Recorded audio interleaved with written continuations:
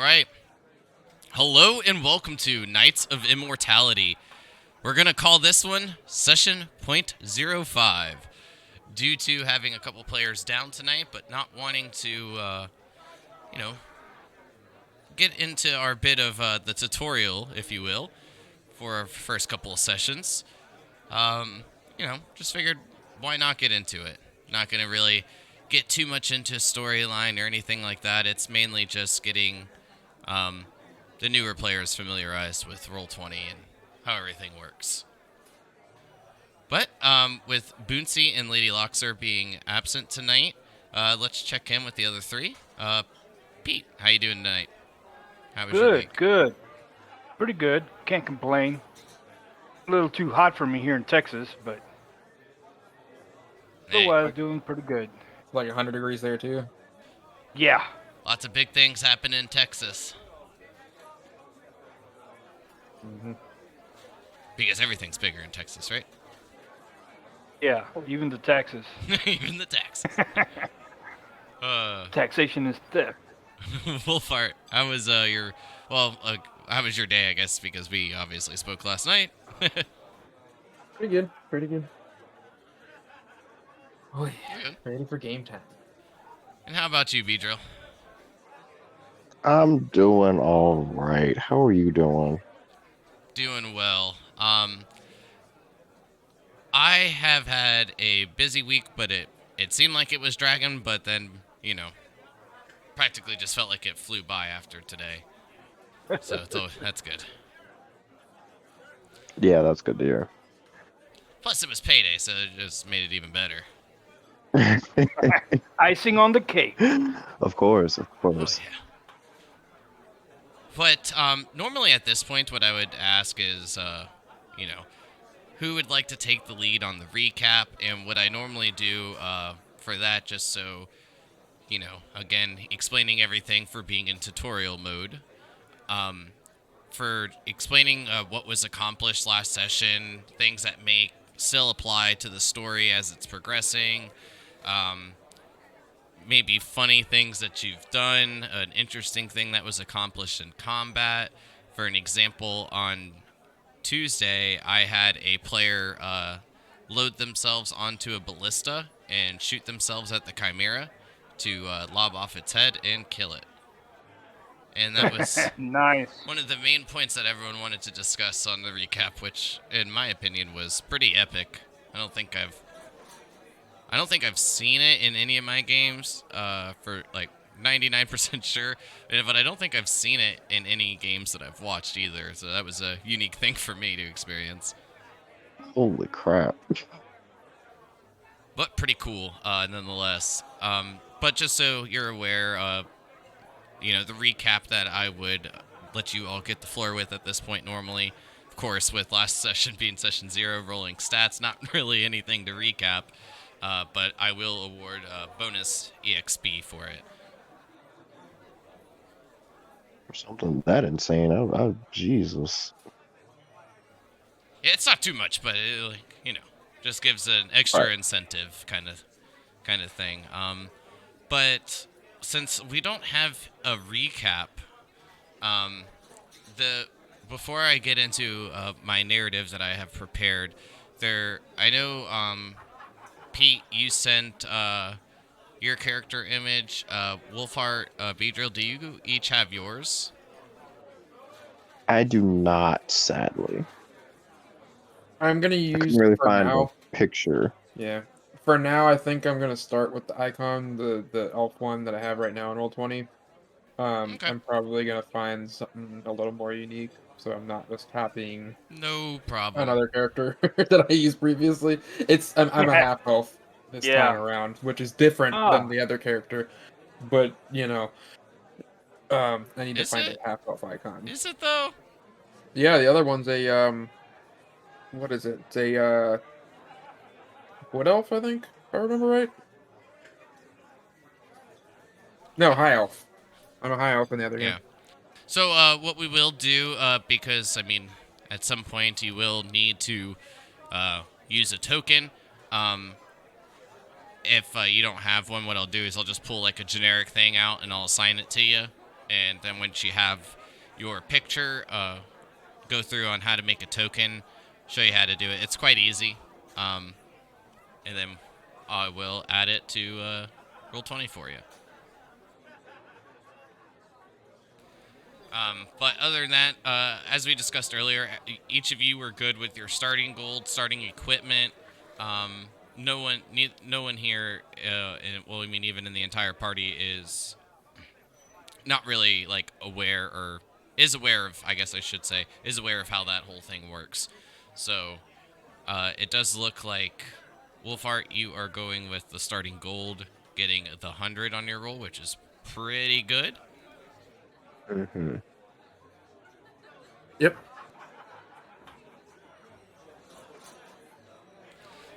And I do believe, Pete, you said that you were doing just the starting equipment. Yeah. Beedrill, did you have your choices made on that yet, or no? Yeah, I went with starting equipment. All right, perfect. So then, I mean, mostly everything is taken care of on that manner. I'm trying to think if there's anything else I needed to touch on before getting into the little bits of our tutorial, which I will definitely draw a blank on for now, but if I do remember, I will bring it up. Alrighty. So, we begin our story with this. Well, I should say, each of your story begins when each of you had heard the word of the opportunities arising in Dragon, hearing songs from bards that stroll all over Elista, seeing parchments posted in taverns, possibly even overhearing drunken conversations from villagers and city folk alike. Master Hamadi, leader of Dragon, has sent out a call to any adventurer willing to partake. The call being simply this: new lands, a chance for a new beginning, a home, or riches for you to obtain. Calling all willing to take the long journey to the new lands. Make way to Dragon, March 20th, to partake. On the bottom, when seeing this on parchment, you see the signature of Hamadi. With each of you hearing word of this few days prior, maybe even weeks, each of you have arrived to the city of Dragon on March 18th, just a couple days early, in order to secure your rooms in the Sapphire Tavern. With a couple of days spent here, each of you notice the gems placed into the polished stone buildings that make up the city, and also the gold-trimmed roofs.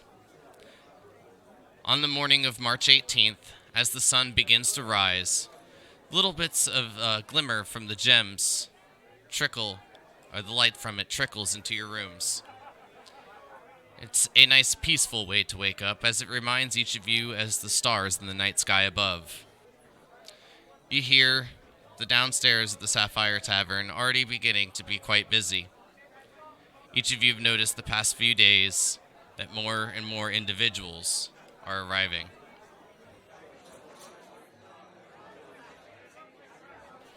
So at this point, can each of you roll me a d20? Up in the top left of the screen, underneath where there's like a toolbar, like you'll see the pointer, oh well, you won't see the brush. I believe a magnifying glass, a like ruler, and then a dice. You just hit the dice and from there, and hit the d20, and it'll roll for you. Or you can put /r, what is it? /r d space d20 Yep. in the chat. Oh, look at that. Look at that. Well, Stroll. so Start off strong. I hope you are a little bit prepared. So, Didn't count. He didn't have 3D dice enabled. yeah. Well, I mean, that's a preference. I personally like it because I like to hear the clicks and clacks. But But Mm. Aaron, as you make your way down first, believe you've stated that you were looking to play a cleric, Mm-hmm. which makes sense on why you're waking up a bit earlier than the others. So as you make your way down, you find a table with a few empty seats, and as you sit, you are met by a barmaid. You see Eluxidon, quite tall, and fairly wide. She makes her way over to you, gray skin, amber eyes, and you can see that the amber has a slight greenish tint to it. Okay, interesting. All right. Well, what do you be having today? Well, what do you have on the menu? Well, we have a variety of fruits and vegetables, freshly picked from the farms. We also contain bits of a lighter wine to go with a morning meal. Meats if you wish. I'll take a couple fruits and some light wine, please. Very well. And she walks away, Luxodon, as you hear each step letting out like a bit of an echo, even over the loud murmurs of the crowd that have been gathering in the tavern. At this point, can you roll me a perception check? Yes, I can. So if you're making the rolls from D&D Beyond, there's an extension that you'll need. I believe it's called Beyond 20 if you're using Chrome. Mm-hmm. But if you're just using your Roll20 sheet, then, I mean, right under your skills, all you have to do is click Perception, and it should roll for you. Right.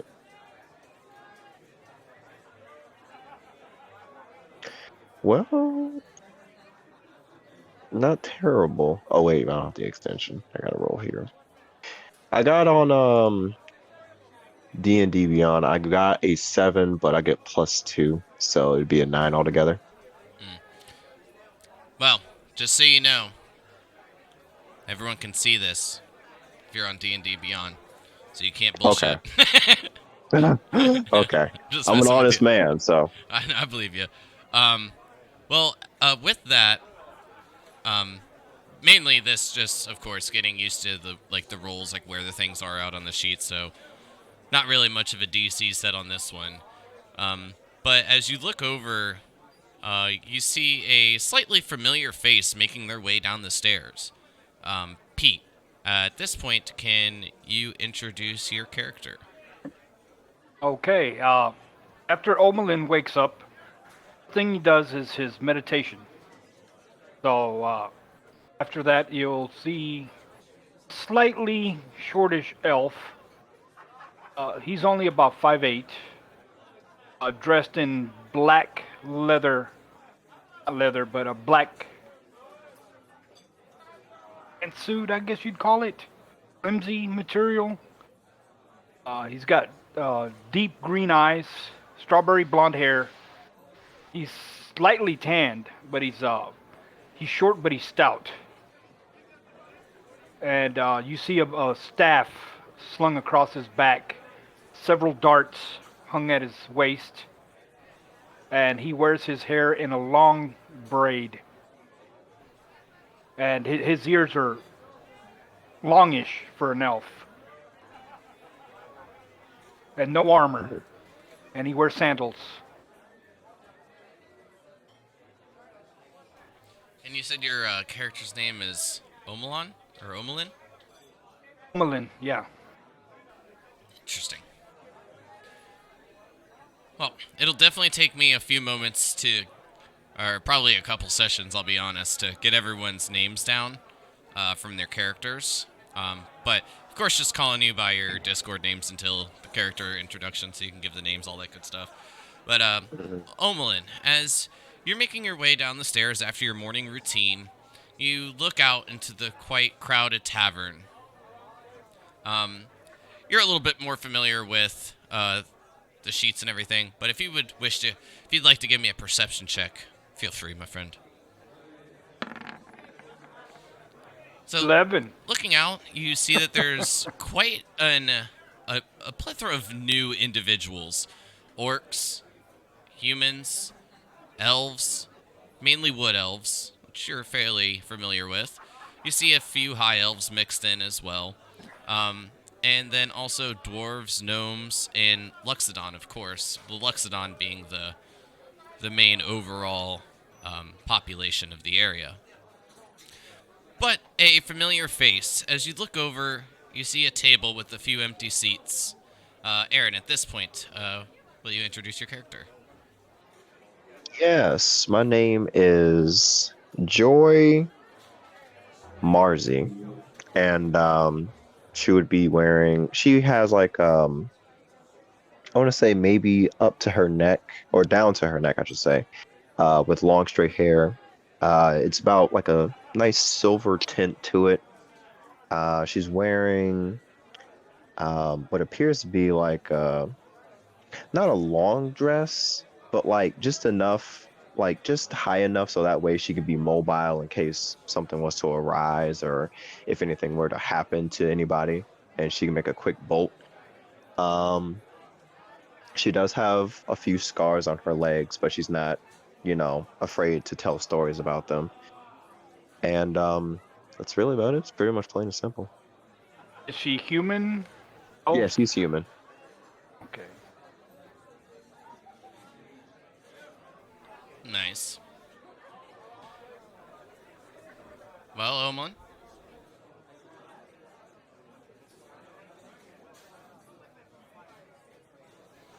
Do you go join Joy being the only slightly familiar face in the tavern? Yes.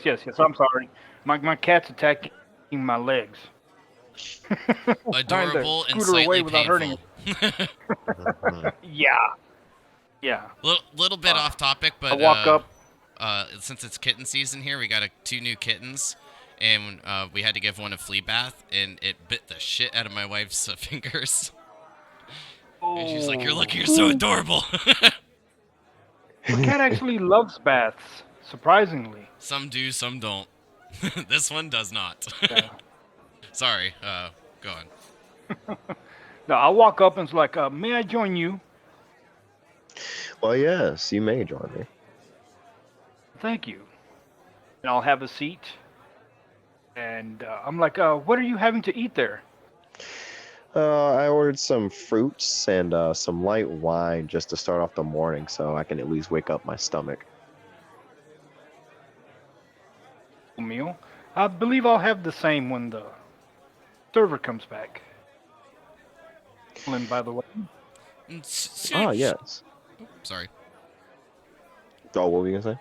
I was just gonna say, and soon after, the female Luxodon makes her return, and as she sets down a small bowl of pears and oranges, already kind of cut up, oranges peeled for you, as well. She will also place down a small. It appears to like a small saucer dish. You can see that it's slightly deeper. It's just enough to basically wet your palate, and then she'll take a jug and pour a tad bit of this light red colored wine. Well, it seems that you'll be having more join you. And she looks over towards you, Amelin, and says, "Would you care for something a bit more hearty, or keep it light as this human here?" I'll have the same, but without the wine, please. I'll just drink water. Very well. Ian's making her way away, and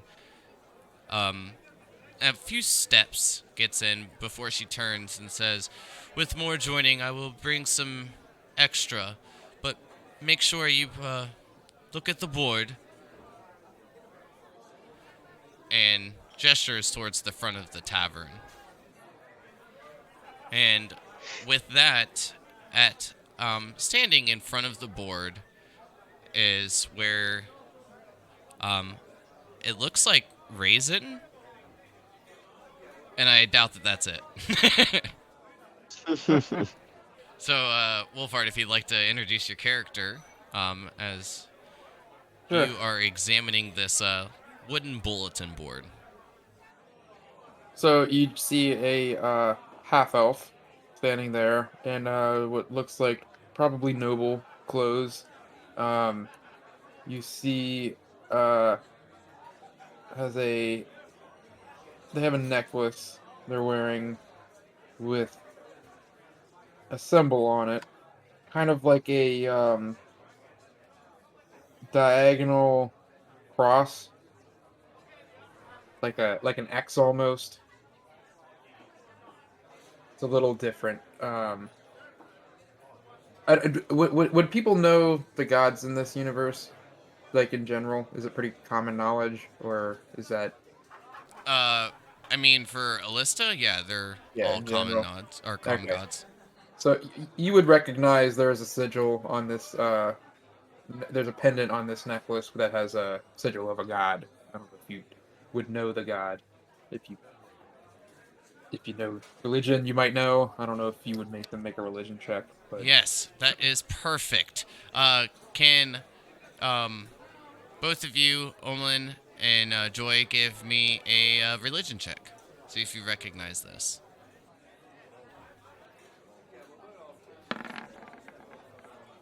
Let's see. Let's see. 13.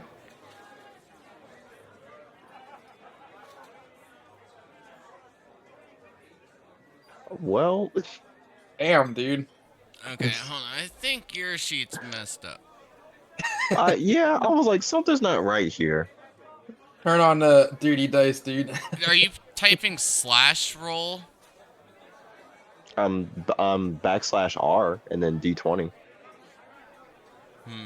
Because right now it looks like Are you it's doing a space Yeah, I do a space. slash R space D20? Yeah. Make sure it's not like I mean, yeah.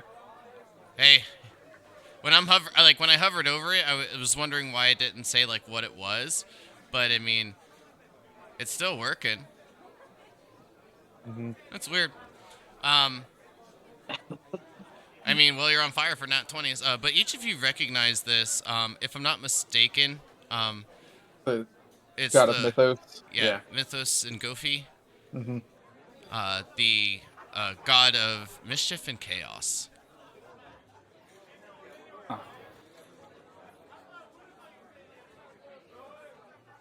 But yeah. So again, noble clothes, necklace with a pendant with this symbol on it. Trying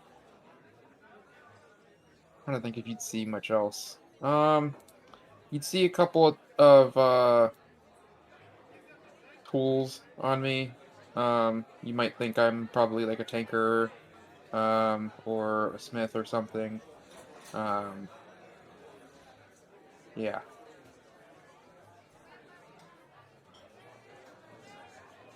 But yeah. Oh yeah, male, half elf. Probably 6 foot tall. And Tall how do you half elf. pronounce your name? Ryzen. Raisin. I figured it wasn't Raisin, Yeah. but it was too good not to pass up. So, Ryzen, as you're taking a look at the bulletin board, this, I mean, quite sizable coin purse that you have has been bugging you. As you've made your way around Dragon, it's, well, not what most cities that you've been to or villages that you've been to are. Dragon seems to operate on an exchange of goods and services for whatever you wish. So, for an example, as you're looking over the board after being unable to pay for your room for the night, you see that there is work posted to be done from the tavern just as most areas are throughout the city.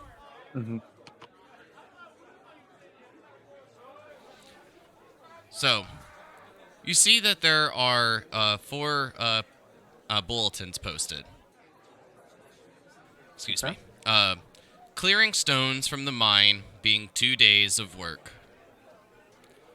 Clean the tavern and serve its patrons for 1 day or 8 hours. So for each day of work being an 8-hour kind of exchange, work the docks for a day, or help with the lighthouse construction for 2 days. Hmm.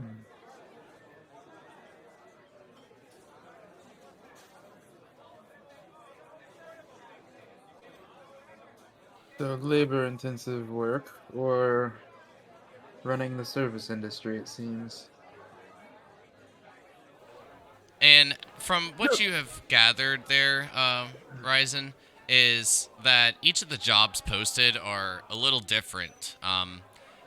If you wish to buy a sword or a dagger, then working at the blacksmith shop for the day in exchange for the dagger is usually what's called upon, for an example. But after looking it over and taking a gander around the tavern, you'll see the slightly familiar faces of Omlin and Joy, as who you would know from speaking with her a little previously. Zentum, the female Luxodon that runs the tavern, sets down a tankard and a couple bowls of fruit. Gives a slight courteous nod to Omelin and Joy before turning and walking away.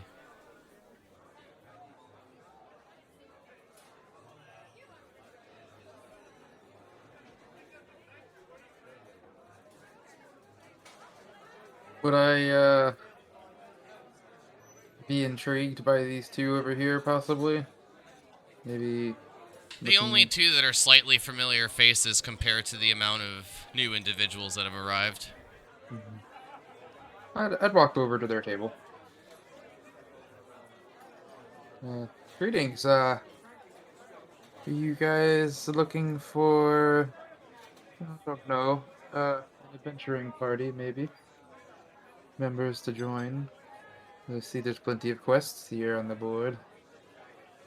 Assuredly, yes. Please join us. Well, thank you. I always attend those that are in need, so I don't see why I wouldn't be able any use to the both of you. So I don't see why not. Well, the name's Ryzen, and yours are?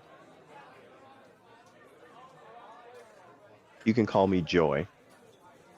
Nice to meet you, Joy. And Omelin, but you can call me Ohm. Nice to meet you, Quite a unique name you have there, Alm. Yes. It actually happened. It was shortened to Ohm due to my master. I'd try to sneak out of class and during meditation, and she'd say, Om, Om, get back here. And that's how it was shortened. Nice. That's that's great. I'm gonna drink more of my wine. That was pretty Have you had funny. breakfast? Almost So, spit up my water. do you have any preference in the type of quests you embark on? As you can see by my attire, I'm poor, so I'll pretty much anything that's not illegal. Ah, I second that. well, the illegal ones tend to be the ones that are the most fruitful when it comes to coin. Yes, but I would go against my discipline. Ah, I see.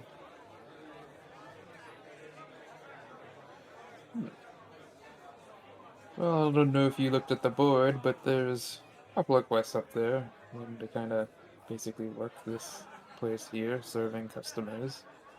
And then another one helping build this lighthouse, apparently. Do Seems our like being options are, outdoors.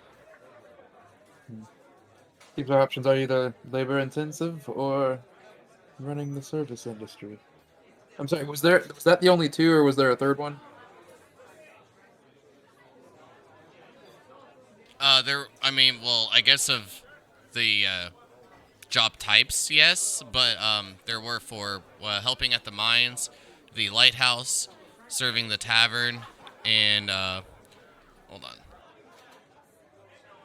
pull up my notes just so I remember correctly. Work the docks. Where are the docks? Okay. Hmm. Unless you prefer working on the water, there's the docks. Or, if you like dark places, there's the caves, where the mines are. Mm. I think I'll take my chances at the bar. At least the worst that'll happen to me is I just get cat calls. Hmm. Yes. And you can persuade more money through tips, I would imagine. Exactly. Um, tend to be more silver-tongued myself. Might be more lucrative. I can tell by the amulet that you have. Oh, yes, do you know Mythos? Or I've Gofi? heard of him. Yes. He's a fun god, as I like to have fun. Hmm. I'll be mindful of that for now.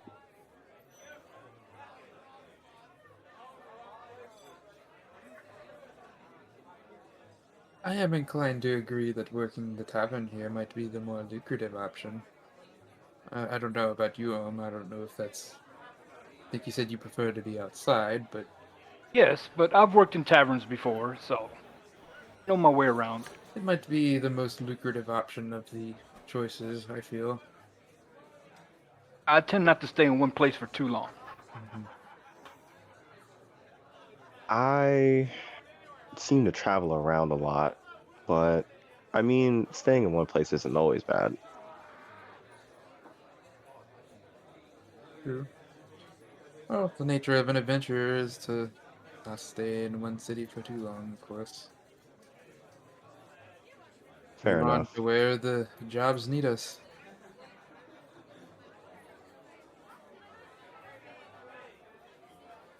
I'm sure these quests will dry up at some point. Or, Yeah, people don't take them all. yeah, or maybe we find ourselves looking for more ambitious quests. These are more jobs than what I would call quests, to be in my opinion. Agree. Hmm. Well, I think I'm gonna go tell the person running this place that I'd like to help out with the tavern.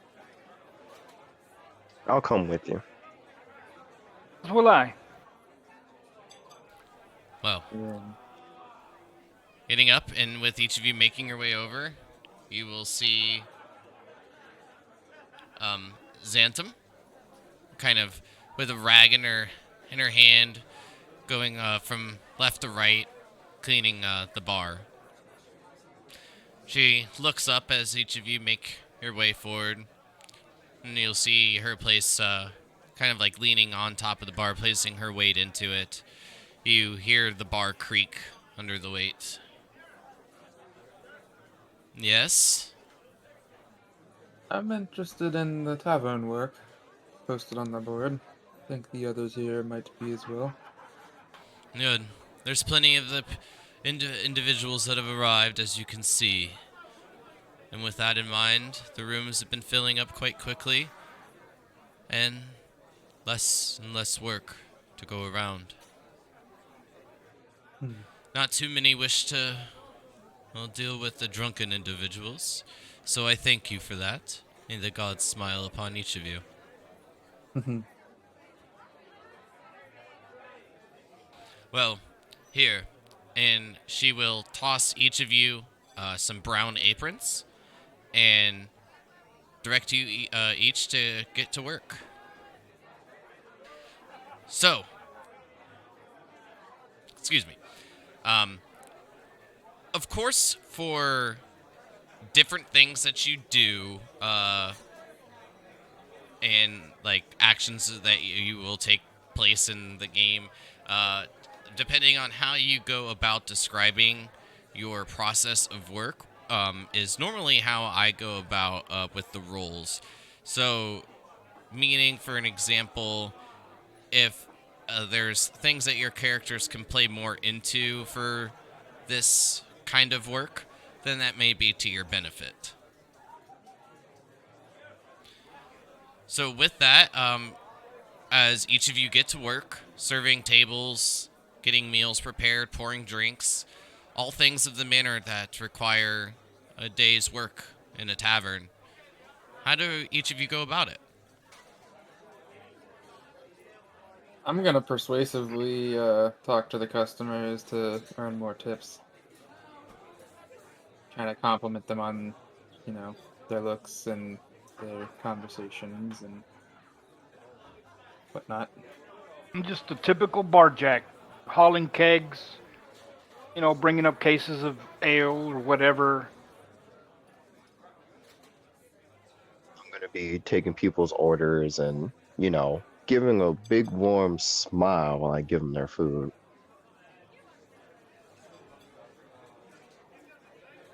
All right. So, with the standard work, I will need each of you to make me a dexterity saving throw. Oof. Oh, not like this. 15. Not bad. Ooh, nice. All right, I need to change my color. We're too close. I was like, Ugh. our dice are too. Oh, Oh man, it's your luck inversed. yep. Oh, It happens. All right. the gods. Joy, can you roll me a d6, please? I don't think I want to.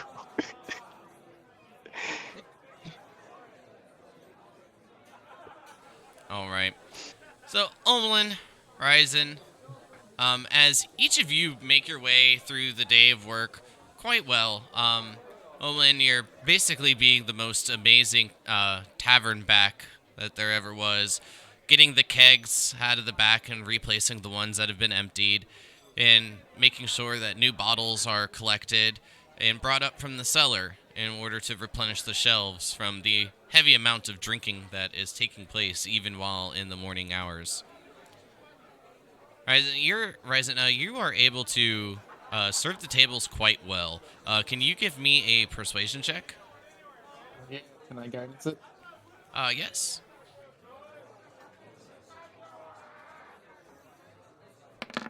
No. Perfect. Oh, I mean, it's still a 10, yeah. Ooh. even with a 2 on the top. More of the individuals, while you're trying to compliment them on their good looks and things of that manner, don't really seem to be too interested in any kind of conversation. They seem to be more um, more into the conversation that they are partaking in with the individuals at their table. Most just kind of shooing you away after their orders have been placed and they've gotten their food and drinks. But as each of you are making your way through the day quite well, this is when you'll notice 4 times Joy dropping full orders, shattering a few glasses on the ground, breaking some tankards, dropping food, and making quite a bit of a mess. And there's quite the amount of laughter that goes about.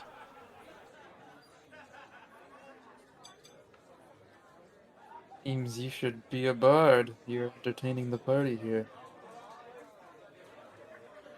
Maybe bar work just wasn't my shtick to do. I think you've added the D to the end of the word bar.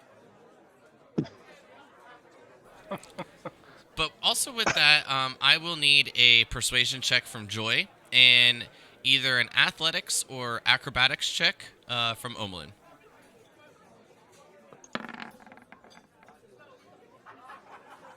14. Sorry, what kind of check was it? Persuasion for you. Persuasion.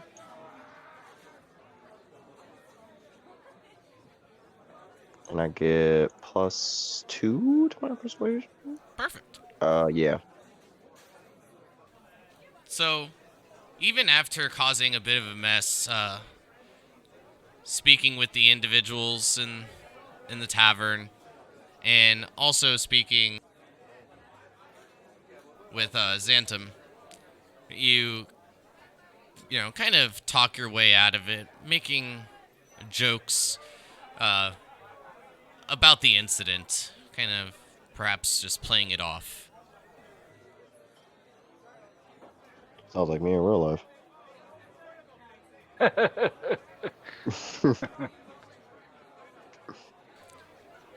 So with this, then what I think it personally just kind of helps progress stories and what's accomplished with the amount of time that we play.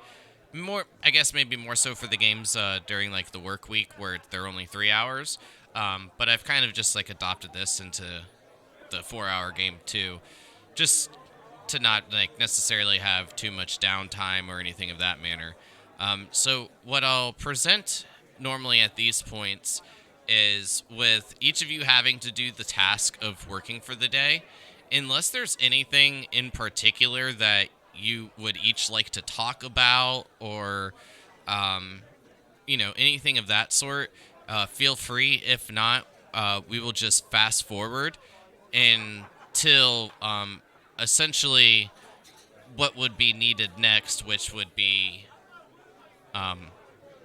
either your next day of work or going about to take care of other things and, exchange for jobs and goods and that sort. So, with that in mind, is there anything that each of you would like to talk about or anything of that sort as you make your way through the workday and then progress into the evening hours of the 18th? Well, I do No. have one thing, but I would need your help with it, which might sound a little weird. It's one of my flaws that I have, and I'm not sure how to incorporate it at certain times. So, is it possible that you could send me whispers at like random points of time? Just like random conversation or something you may ask or something like that?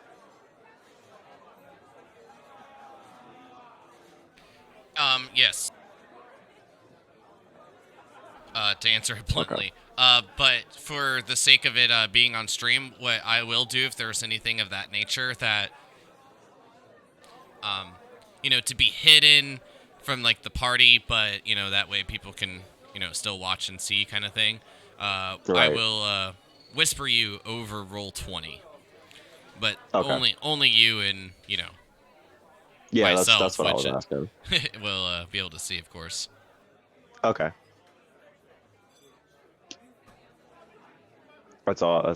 I just had that quick question. But no, It's a good I'm good question. now. I just needed to ask that. I sorry. I would just You're continue to dying. try to. I know. No, I was like tried to talk and apparently like choked on water. Um, no, I would just try to continue to like keep people's interest, talking to them when I'm serving them, and like they like, hey, what kind of quests are you guys taking? Try to like be more than just what they're actually wanting to talk about. Okay. That kind of stuff. Um, But yeah. with that, can you roll? Well, you already rolled your persuasion, so we'll go off of that. Most of the individuals, seem to just really be partaking in little bits of labor jobs, mainly the things posted just needing rooms for the tavern to pass time, you'll see that most of the individuals, if not all of them, that, well, seem to be here from the call sent out by the city, they are all, pretty well equipped. They have what they need, so many of the jobs at the smithy, the leatherworking shop, and things of that manner still seem to be in quite of an abundance. So most of the people here are just kind of doing like work jobs. They're not really doing like quests Correct. or okay. Gotcha. I mean, from what they're explaining, I mean, from your experience thus far, you're sure there's more. You just got to go find it.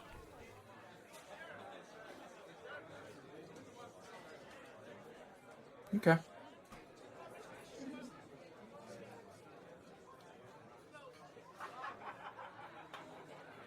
That's all I had for.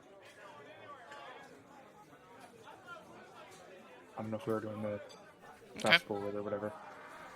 Well, as I said, if after that, we can just fast forward, and if there is, as it gets towards the end of your shift, each of you turn in your aprons to Xantum, and as she thanks you for your day of work, she will let you know this will secure you 5 days for your rooms.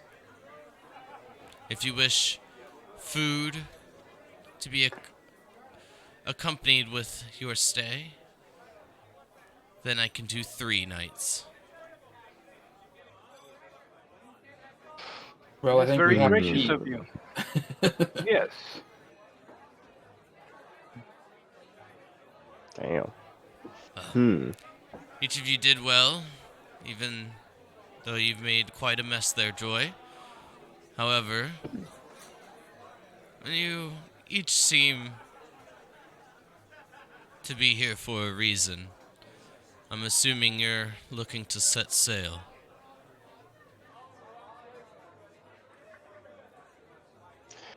Um, I mean, I'm here mostly to help out those that are in need, no matter what the cost. So wherever life takes me, that's just where I'll go.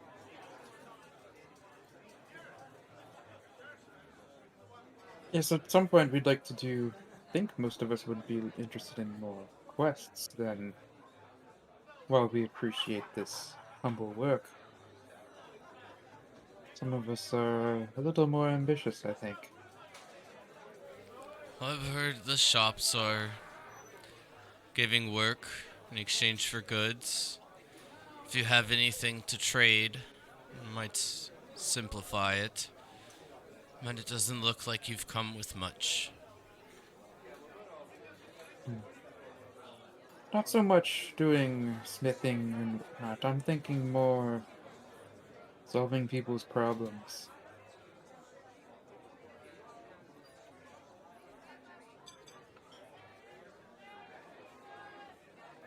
Not many Sure. problems lie around the city.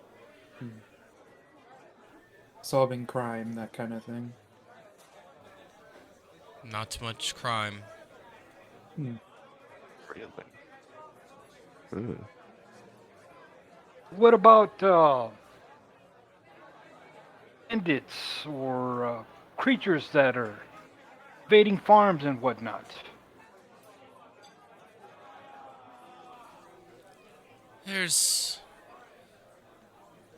sure some disturbances on the farms, but you'd have to speak with them.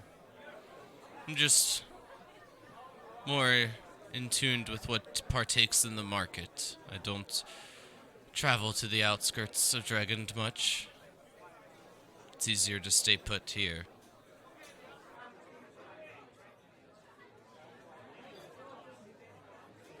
Hmm. Well, if I feel like there's nothing really to do here or help anyone out, then I must find someone that needs our assistance.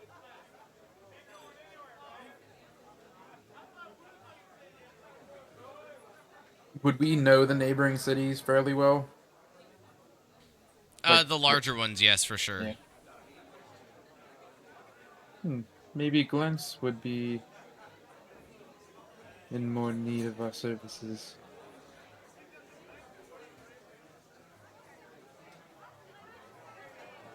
You're saying that we should try to set off for there? Maybe. Would I know if that's the kind of city where we'd find more of the work we're looking for? Um, definitely would be a little bit more plentiful with that being a vast elven city.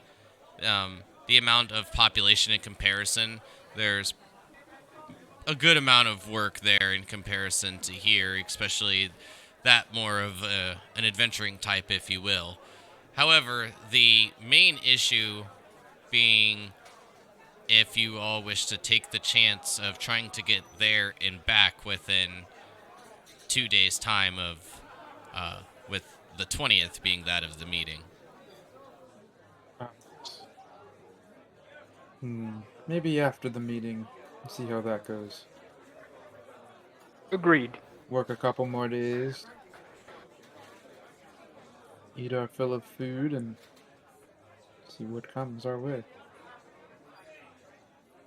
Yeah, that sounds good.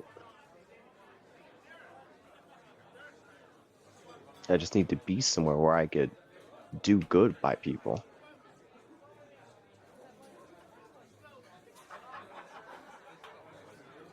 Well, from what I've heard, the Conquest Islands, you could do quite a bit of good there. What's at the Conquest Islands? From the tales that I've understood, savagery. But what do you expect of those that don't understand the way of the gods? Hmm.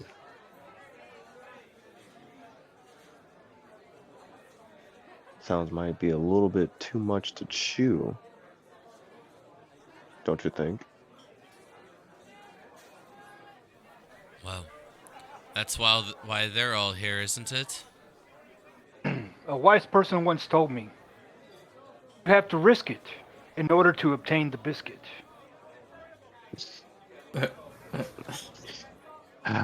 Again, you make a good and valid point. Omlin, the man of many wisdom. Yes. Oh man, I just want biscuits and gravy. That does sound good.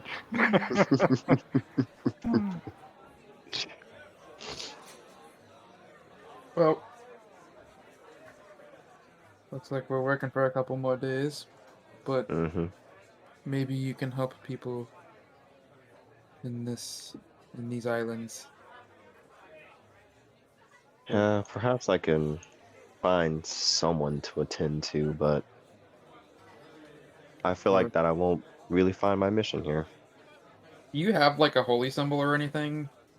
Like, but I recognize that you're like a worshiper. It sounds like. No, I don't have a holy symbol on me. Or okay, well, you just kind of okay. So let me roleplay this. You seem that you have a purpose. Do you do this for a god or just for your own ambition? It's for my own ambition.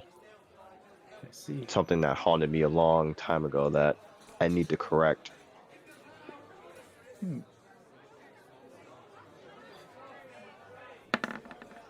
Well,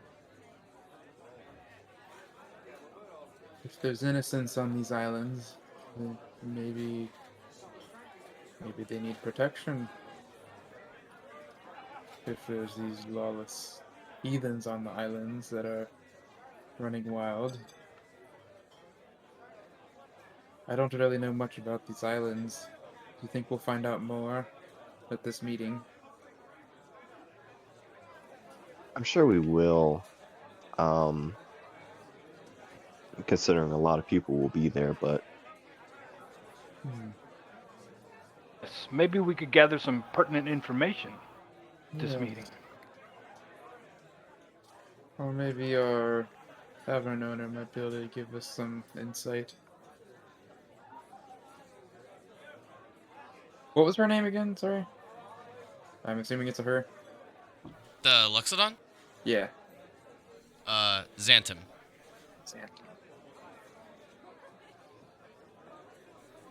From the just amount of time that you've spent in chatting with the patrons of the tavern, the Luxodons that you've met seem to have, I mean, some complicated, some uncomplicated names, but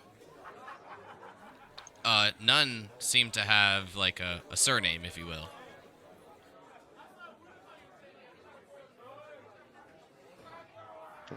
The Sapphire Tavern.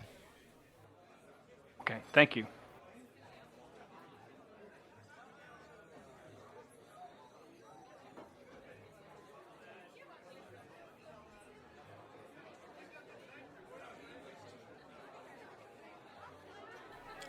But with that, if there is essentially nothing besides getting some work done, with your rooms being paid, each of you would be offered a bit of goods, few sacks of fruits, vegetables, things like that, which can be offered as trade through the city. Perhaps exchanging a few pears, apples, things of that manner for some weapons or armor. Okay, I like that. A few sacks of food, I like that. Because, of course, you'll have all day tomorrow, and then the night to get through. So with that in mind, if there's nothing else, we can just move forward into your next day of work. And if everyone's doing the same thing, I will require the same rules, of course. But if there's different types of work you'd like to partake in, you can go from there.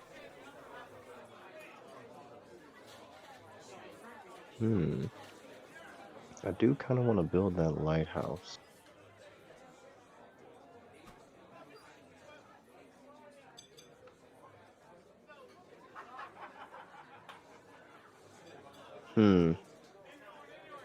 He does sound a little scary, doesn't he?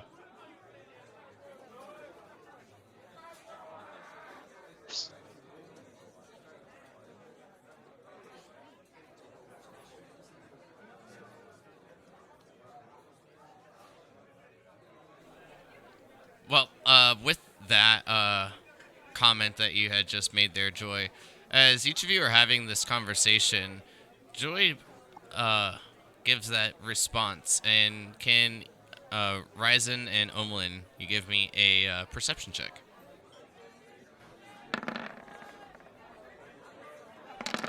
14. Dang. So, as each of you hear his Joy's comment, you'll notice that what she said seems to not really pertain to anything that each of you were talking about.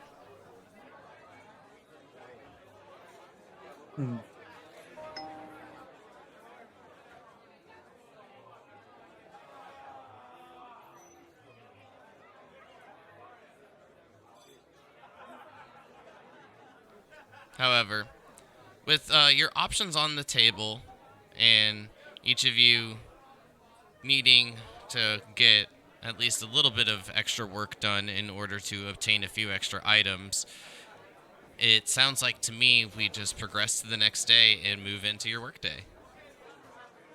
Fine by me. I'm gonna Yep. stick with the serving in the tavern.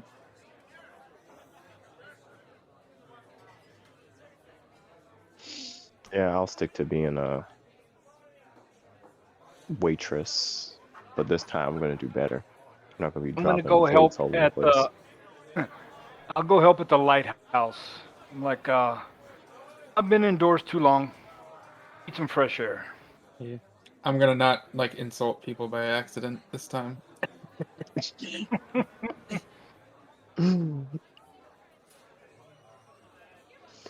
Not gonna insult people by accident. Oh, I'll do it without them noticing. They'll notice it after they tip me.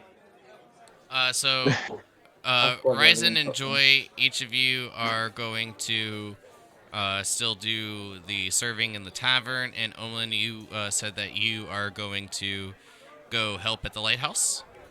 Yes. Key. All right, so Ryzen and Joy, as you make it through the night and get some good rest after a nice hard day of work, each of you return down, speaking with Xantum, and getting back to work for the day. Can both of you give me a dexterity saving throw?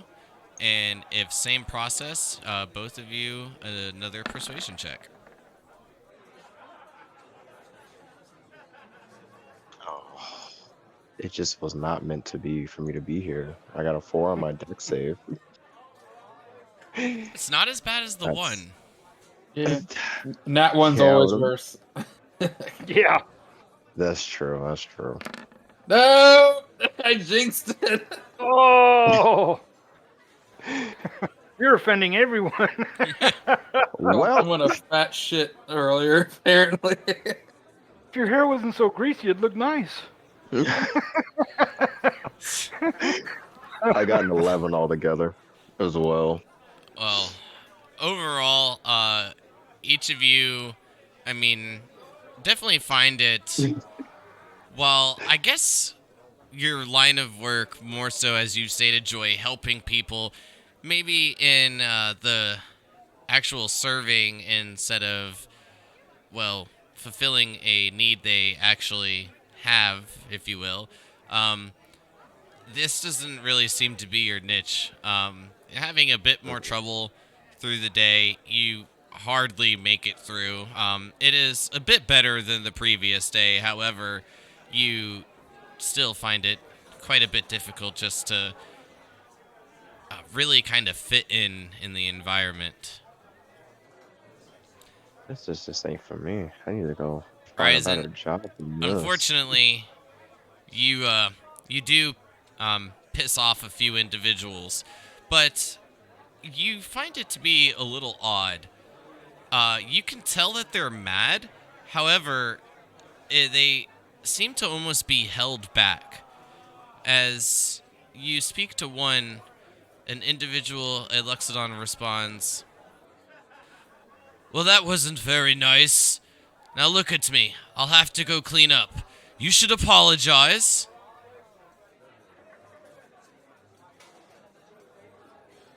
Well, I guess I should. I'm sorry. Good.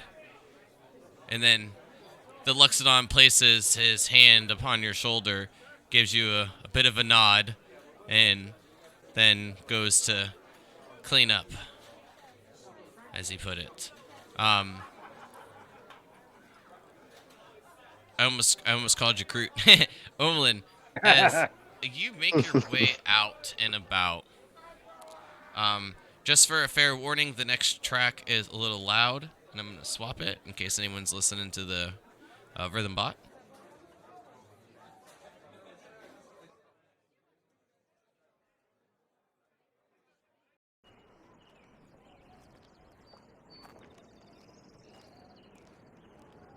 So as you make your way out, you're joined by a decent amount of individuals making their way to the lighthouse.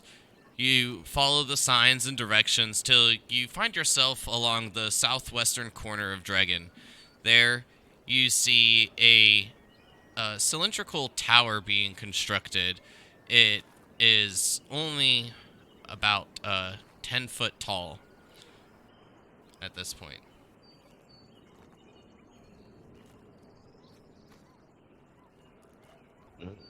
10 foot tall. I'll walk up to somebody that looks of importance, like a foreman or something like that. Mm-hmm. And turning, you see a male Luxodon dressed in very ornate robes. There are a decent amount of armlets that line both the left and right arms. The tusk, each with what appear to be this gold casing that protects the tip of the tusk light upon them. He turns to you. You can see quite bright blue eyes. Carrying a large mallet and a piton. Says, "Well, is each of your group here for work?" Yes. I am. Good. Not many individuals wish to help with this. Most see the lighthouse as a burden. Without light, there would only be darkness. That is right. And without a guiding light, there will be no trade, and Dragon will dwindle. I am Master Hamadi, and architect of this lighthouse. Also, overseer of Dragon, as most of you may know. But please, grab some tools, get to work. For your day, you will be rewarded with your choice of weapon, sword, bow, whatever you wish, and armor. As you can see, I'm wearing my armor. Well, then you can use it for trade.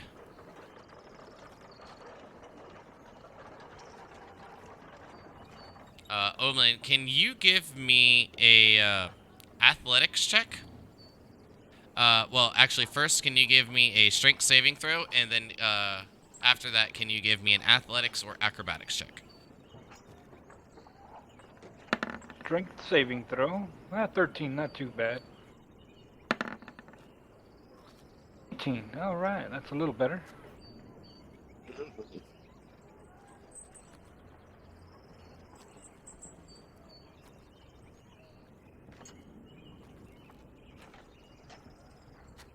Alright, yeah, those are good rolls.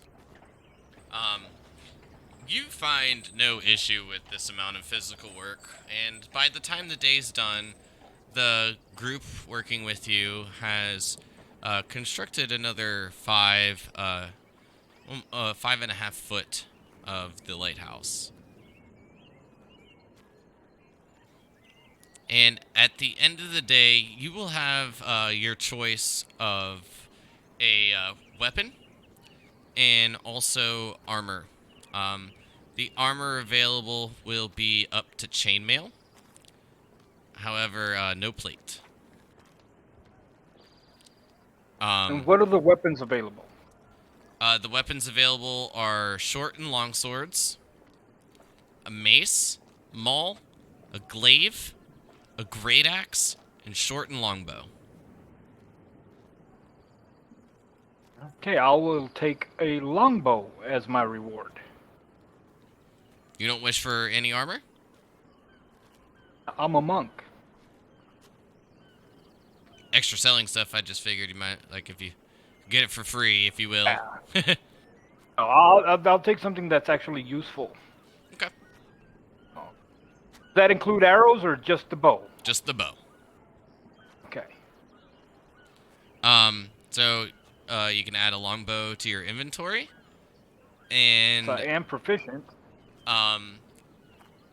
Joy and Ryzen, I'm just saying, Ryzen, I know I made a joke, but it's like almost coming out raisin every time, and I'm trying to fight it, so I'm sure it'll pop out once, but if it happens, it's not on purpose. It's I got you. No worries.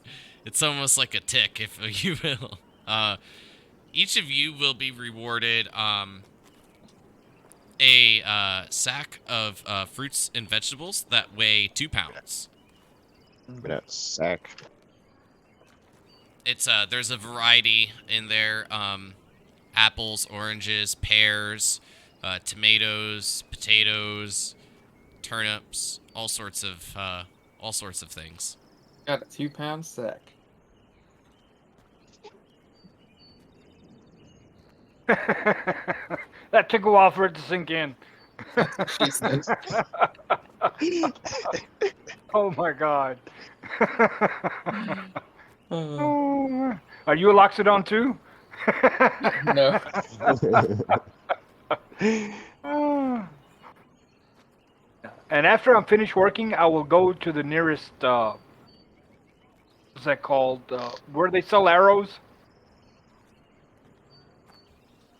Um, Wherever they sell arrows. Probably the smither, the blacksmith shop. Yeah.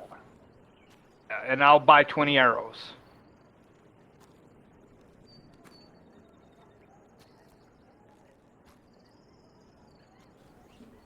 Okay. Of course, the issue being, can't use coin. You got to do some work. But arrows are fairly cheap in that manner. So in exchange, what will be offered for trade will be you can have a quiver of arrows if you help carve 40. And it'll give you half of what you carve. I'll certainly do that. So, I am proficient in smith tools, so. getting the arrows together, it gives you all the parts. And again, arrows being fairly cheap, this is basically completing an arrow practically every minute, and kind of how the time to cost kind of works out. So can you go ahead and give me a blacksmithing check? Okay, let me get it in here. I forgot. That's one of the things I forgot. No problem.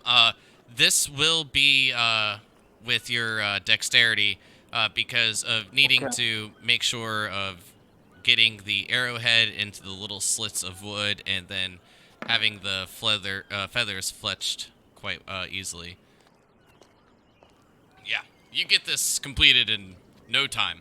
In fact, a lot of them come out fairly well. Can you give me an investigation check? Not very good at these. 14. So, That's not bad. Even though you may not necessarily do work like this often, you find yourself in a pretty good groove for the amount of time needing to spend nearly an hour to get this done. The arrows that you've made are quite well crafted. You'll notice that, to be more mechanically speaking, that they are +1 arrows, giving an extra point of damage. So, which kind of correlates into what I was talking about at the end of our session 0, which I know some of you may or may not have really kind of like touched on the crafting in previous stories and things of that manner. However, I do have a table that I've kind of like worked out and modified here and there to make it not necessarily impossible to get a +3 set of armor, if you will. But of course, you still got to roll pretty high. But each of your rolls, if corresponding to a certain DC for the cost, will give you up to a +3 a +3 for depending on what the item correlates, and that is what I was meaning when I said that the increased damage or defense items aren't magical; they're just better crafted. Right.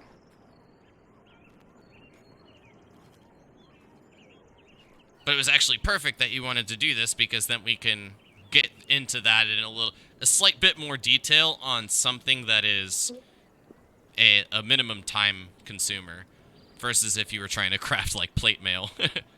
Yeah. Right. But with that in mind, we are still getting into the evening hours of March 19th. The 20th, of course, to be the meeting. If there's anything that each of you wish to do, you do have, a few hours to burn in case there's any exchanges that need to be done. Because I know, for an example, as we had stated, Ryzen is, well, while rolling really well for his gold amount, finding it a little bit difficult to spend that in a town that doesn't work on that exchange, or a city that doesn't work on that exchange. Yeah. Mm. I don't think I have. No, not for this night.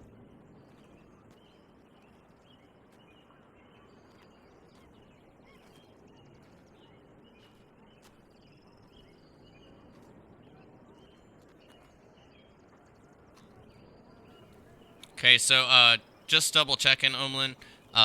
The quiver of arrows, 20 of them that do an extra Okay. point of damage. And then if there's anything for you or Ryzen, then we can take care of that. If not, we move into the 20th. Yeah, I'm good. Oh, wait. For my starting gold, I assume that I could just buy my starting equipment with that rather than having to go out and buy it, actually. Like, start with starting equipment based on a roll rather than by chance. Are you saying I have to go Well, buy my starting equipment still? that's generally how it works. But what I will do is this, again, being in a tutorial, a bit more lenient. I guess the best way to that I've described it thus far, in my opinion, is think of this as like the first few sessions with like training wheels, and while we're like discussing things, and you know, like it for this, for an example, I'll point out, like, you know, normally for the starting gold you do it during the session, and that's why you have the starting gold compared to your starting equipment. Yeah. However, with not having you know, much prepared going into it, I'm assuming from your race that you're not from Dragon, and I will give the benefit of the doubt of using that gold before arriving. Okay. Well, it's like I at least need to have like a component pouch. I can't really But do anything. if you were a Yeah. Luxodon, I might have to say that you're like more than likely from here. Yeah, no. And then, of course, Mhm. you would understand how the economy works, and instead of maybe 100 gold, you would have, you know, some leather pelts, things that would make up that value for trade. Yeah. Sure. Sure. But again, just using that as an example, since it was kind of what was brought up. Again, when we get past the tutorial, I'll announce it for one, and then basically, you know, kind of take the training wheels off, and then if you fall, you fall, and if you don't, then, you know, Yeah. you don't. All right. Hmm. Well, yeah, no, I didn't have anything else to do tonight, though.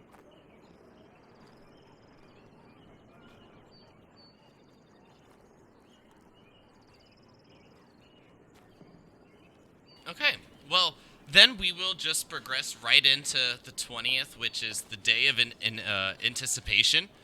As each of you wake up on the morning of March 20th, and beginning your morning routines, can each of you give me a perception check, please? Perception. 12.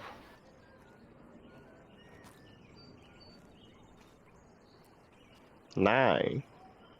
Got it.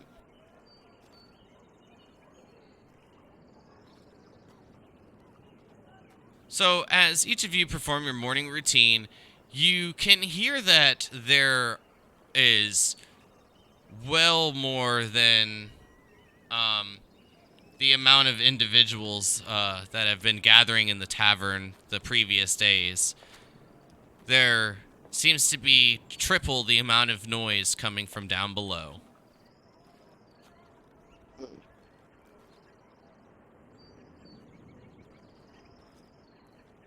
Triple the amount of noise, you say? Yes. I will rise and form my meditation, then head downstairs. I immediately want to see what all the commotion's about. If you pass by my room, all you'll hear is Om. Om.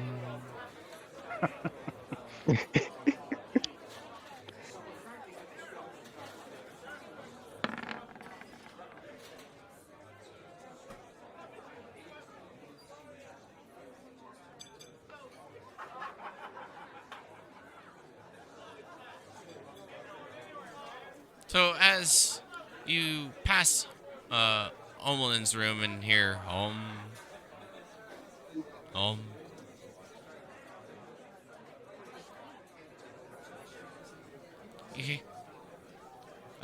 you then begin to have that drowned out, and eventually each of you making your way downstairs, and you see a fairly tall Luxodon male. You recognize this individual to be the Luxodon that you had worked with the previous day. Hamadi. Master Hamadi stands in the center of this crowd, and as you look out, you get only halfway down the stairs before being stopped by the amount of individuals that have gathered. Looking around, you see that the group even extends outside the Sapphire Tavern. Places his quarterstaff to his temple, and then you see a light begin to emit from the tip of the quarterstaff. He then places it in front of his trunk that hangs over his mouth and begins to speak. And when he does, his voice booms across the tavern for everyone to hear clearly. The crowd, as he begins to speak, goes from a pretty loud murmur down to a slow and then calm silence. Well, this is an impressive turnout. Each of you are here to travel to new lands, either for a hope of new life, gains, greed, or perhaps begin a great tale for the bards to sing. No matter your reason, I am not here to judge you, but to thank you for answering the call. With that said, I have good news and bad news to bring. Good news, each of you will be making new friends with those gathered here today, which is surely to bring a smile to the gods. Bad news, only 5 ships are to set sail for the Conquest Island chain. Therefore, only the best of you will be chosen. As you can see, there are too many here to board the ships. With that in mind, only the best 50 of you will be chosen. Teams will be formed based off your individual performance. Choose your moves wisely. Think, plan, observe. We will meet outside the city in just a few moments' time. Give everyone enough time to arrive and wait for instruction. That is all. And as Amadi begins to step down and remove himself from the tavern, you all hear the crowd begin to rise up in a bit of a roar. You each feel that there is a bit of disappointment in the air. Those promised potential new riches, a new life, that seems to, well, be slipping from their grasp. As Hamadi makes his way out, the crowd does part way, almost as just to not to touch him in any manner, and perhaps not to cause disrespect, perhaps not to be a burden, maybe not to just be trampled by his large size. But soon enough, Master Hamadi leaves the tavern, and soon the patrons begin going about their business, a large amount leaving, presumably heading for outside of the city.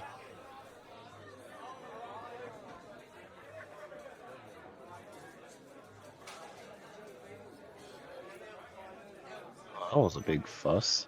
And Olm is not weird. He's a monk. It's just what he does.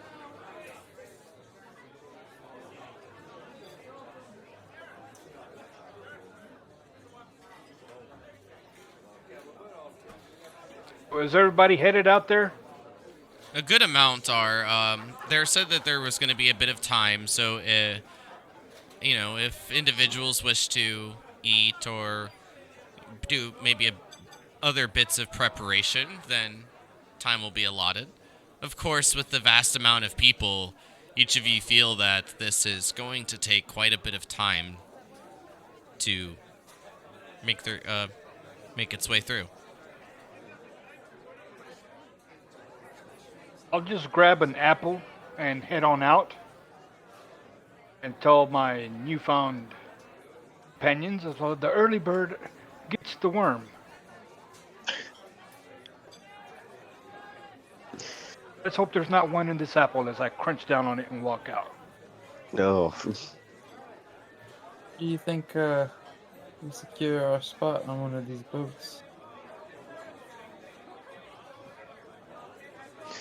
Well, I've seen enough of these people around here, and it doesn't really seem like we have much competition to get on there. Would we get a feel for the crowd that there's a split between some that might be adventurers and some that are just kind of, I don't know, greedy people trying to make money, or? Go ahead and give me an insight check. All right. A door opens. 15. 15, not bad. There definitely seems to be a good mix. There are definitely more individuals that seem that they are of the adventuring type than are of just more of looking for a quick gain, a quick piece of gold, if you will. But from the size up of the competition, it does seem that, the spots may actually indeed be limited. Not just from the amount, but from the amount of choices that may be of good competition. Yes.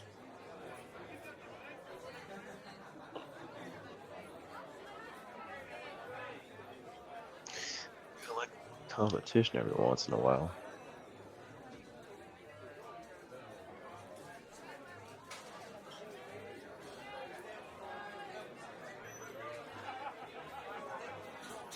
But at this point, I think I would just go back to work at the moment.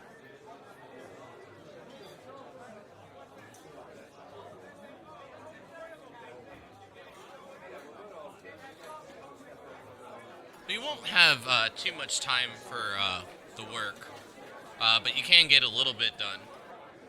And so if you wish to do that for a little bit extra of exchange of goods, you can go ahead and give me a dex save. And if you're going about the same persuasive manner, you can give me a persuasion check. Yes, of course, of course. This is the deck save first. Okay, way Hey, better double than before. digits. Way better. That's a 14. All right, there we go. And then this one is for persuasion. Well, Hey, the modifier is a little bit better on that one though. yeah. That one's a 9, I believe. Yeah, Yeah, I get +2. +2. You'll be given for the small amount of work a bottle of wine. Ooh.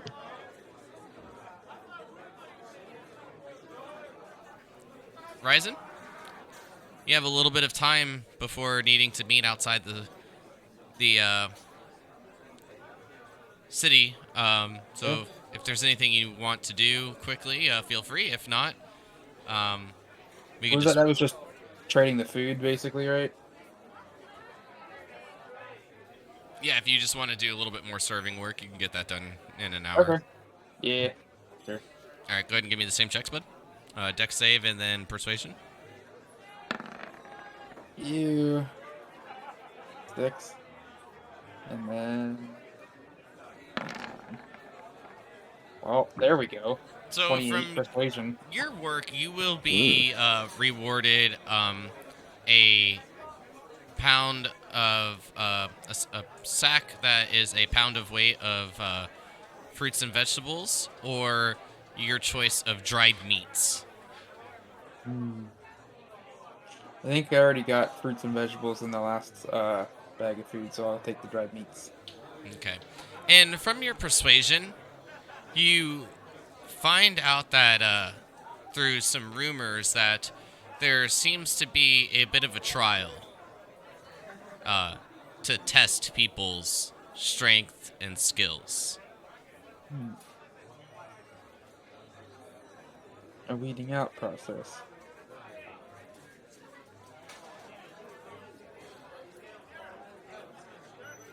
So I'm So, thinking what I think you're thinking. What? oh yeah, No. you're if we're on the same page, then we're thinking the same thing. When we So, go ahead. group back together, I'd let the others know. Well, I'll wait till we're back together. Well, with each of you making your way to the outskirts of Dragon in order to meet up with Master Amati and to find out exactly what task lay before you. You see that there is a large amount of people looking out. You don't even see the Master Amati, the fairly large male Luxodon, but you hear his voice booming out.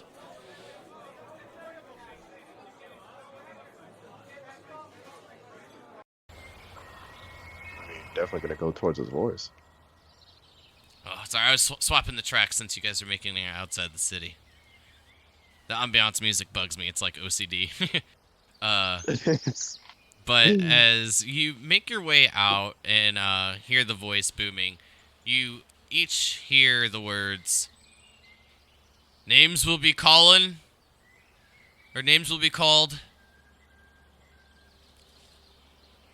After you check yourselves in, you will follow me to the trading grounds. And slowly but surely, the crowd thins. You keep moving your way up slowly, making your way making your way up to what appears to be a check-in table. Little stations set up. You see 4 of them spread out, and soon it could be each of your turns. And as you step up, one at a time, Luxodon will say, "Name." I would have signed up already since I went before the others. Okay.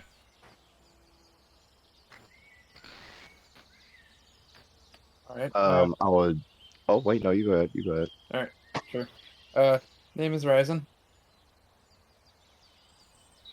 The Luxodon dips the quill in a little bottle of ink, scribbles your name down, and then rolls up the parchment, placing it in a pile with quite a bit of other rolled up pieces of parchment. Then, next, as after giving your name, you just seem to be motioned along.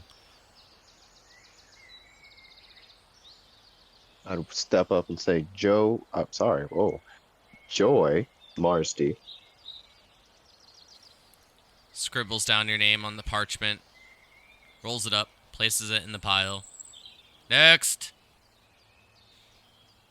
Soon, after you find that your names have been turned in,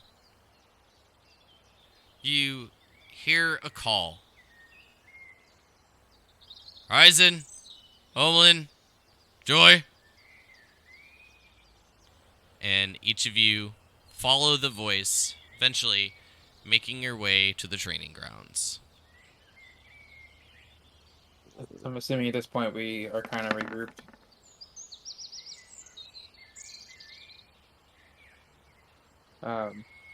So guys, I heard this is somewhat of a trial here. Imagine they're trying to weed some of us out. Then the herd, for the limited Yes. spaces. No, well, a garden needs to be weeded in order to thrive. Yes, so do your best here.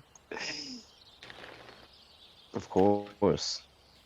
So where I'm pinging right here, if each of you will add your token, and for you, Joy, since you don't have one, I will pull one up, a random one for you. Okay. Can you ping that again, please? I had my character sheet open. Okay, I see, gotcha. Why does it not let me? I'm trying to reopen mine and it's not opening. I just want to point out that I typed in cleric and this came up. Nice. Great. I don't It's know. okay. You can just get like a picture of Nurse Joy and just put her in there. There we go. But not. It did not want to open there. Whenever you. So this right here, you should be able to move. There, Joy. Okay. There you go. So to move the token, all you have to do is left click, things of that manner, and you'll be able to move along. Okay. And for an extra little tad bit of information, if you left click and hold and right click your mouse while you're moving along, it'll set like little waypoints, and it'll let you know the total distance that you've moved as well. Like that. Yeah. Oh. Just little bits of helpful information. But Wait, hold on. Why am I leading the charge? Wait a minute. I just placed you down randomly. But you I was zoomed out and that Loxodon looked like fucking Cthulhu or some shit. Just like like a medium-sized Cthulhu. so as each of you step up, you see Master Amati standing before you, and getting closer to the bits of dirt, you see that there are quite a bit of amount of training dummies that are scattered amongst the sand. Before putting a foot on the sand, he extends the quarterstaff, indicating for each of you to stop. Listen. The names mean nothing, but randomness means how well you may work together with those that you do not know. Be prepared to be split if that is what matters. Before you lie targets. Each must be hit, but how you do so is up to you. Keep your eyes peeled, work together, and achieve a common goal. You may proceed. And with that, then I will ask each of you to roll me initiative. Oh, nice. I cast Leviosa. It's Leviosa. So, Love you, Saw. I love just you, so you're Saw. aware, Joy, if you select your token and from your character sheet roll your initiative, which may be a little bit wonky because I don't think you have it filled out. Well, you have it on D&D Beyond, but you don't have the extension. And since you've just been rolling the Yeah. 20, if you Mhm. have your token selected and you roll the initiative, it'll automatically add it to the turn order. For this manner, I will, of course, just add it for you. But just so you're aware. Okay. So I got initiative +1. So I go, well, okay. Oh, look at that. That's not a good thing. I'm a medic. Cleric. Oh. How Same thing. many natural 20s have you rolled tonight? I think that's like the third or 3. fourth. Yeah. I don't know what's good. Listen, I don't know what is going on with that, but I'm not complaining. Yeah. Not complaining. Okay, so what we'll do normally about like the halfway point, since we have a 4-hour session. No, normally about this time, we'll do like a little bit of a break. The time will obviously vary. I don't like to call breaks or really ends of session in the middle of combat unless it's kind of absolutely necessary. So, for an example, like Mm-hmm. what we're doing now, instead of taking our break in like 10 minutes, we'll just go ahead and take a break now, do about 5-10 minutes max to stretch our legs, grab a drink, whatever the case is, and then we'll get back to uh, this training ground program, if you will, in just a few moments. All right. So we'll be right back and, see what this entails for the party. Boom.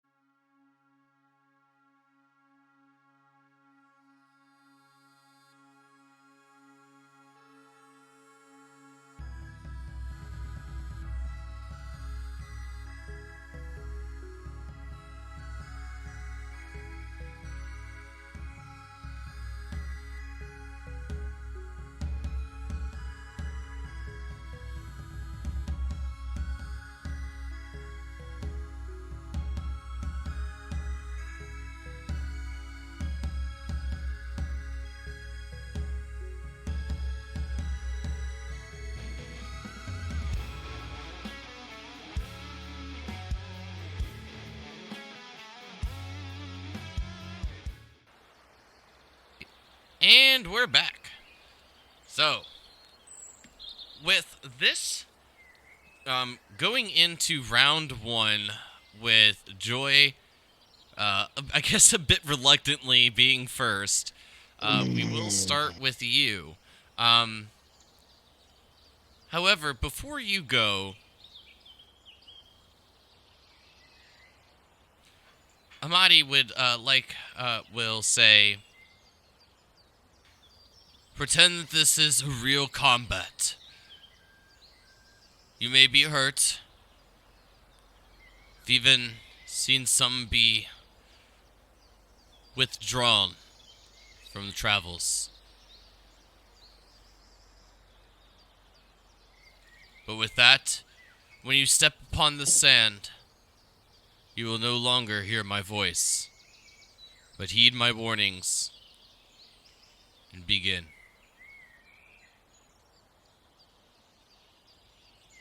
Okay. Oh, um, let's see. 20, that right there. Okay, and you said left click and then drag. Yep. Okay. And each tile is about like 5. It's about like 10, It's about 5 feet. it's exactly 5 foot. It's very. I've tried times where I've like changed the grid size and it gets so wonky. Mhm. Especially when you start getting into things with like difficult terrain. It's. I've learned my lesson. I've got plenty of room. I can make the map bigger. I can still just use 5 foot. Like. Gotcha. Okay. Um, so I'm going to don my light crossbow, and I'm going to arm it, and I'm going to aim at the one that's directly in front of me, which is about, I want to say like about 50 feet, 50, 60 feet. Just so you know, if you want to like measure a distance, the ruler up in like your toolbars in the top left, if when you hover over it, you have options like snap to center, corner, no snapping. You can hide it, but you can't hide it from me, but you can hide it from others, Okay. essentially. Well, because like I mean, you can't hide it from the GM. I see everything. Right. But if you want to select a target, for an example, after Mhm. checking distances, if you click and hold, you can do that ping. Oh, So interesting. for, Okay. I mean, you gave a pretty good description of the target that's, straight ahead of you, which, is obviously this one. But in case Mhm. there's a little bit more of a discrepancy, just so you're aware. I mean, that's the whole point of Okay. this. So Yeah, it's this little super helps. handy. And I think, to be fair, Omelin knows way more about Roll20 than I do, so if there's anything that you feel maybe like little helpful hints, feel free, man, to chime in. But with your light crossbow attack, go ahead and give me your attack roll. Yeah. It'll Oh, definitely nice. hit. Aiming your light crossbow. Oh, I thought I heard something break, but it was just my cat missing a jump into the litter box, apparently. Aiming your light crossbow, you see this dummy made of straw with a leather tunic just pulled over it, the straw poking out of the bits of open cuts and slashes that you see upon the chest. The head, a piece of plate mail armor resting upon it. You aim, shoot, striking it directly in the chest, and as you do, you see it spin just a bit, and upon the back, you see a blade. Mm. I see a blade. It does one full 360-degree rotation, stopping, aiming, or still facing the exact direction from when you hit it. Wow. I'm good.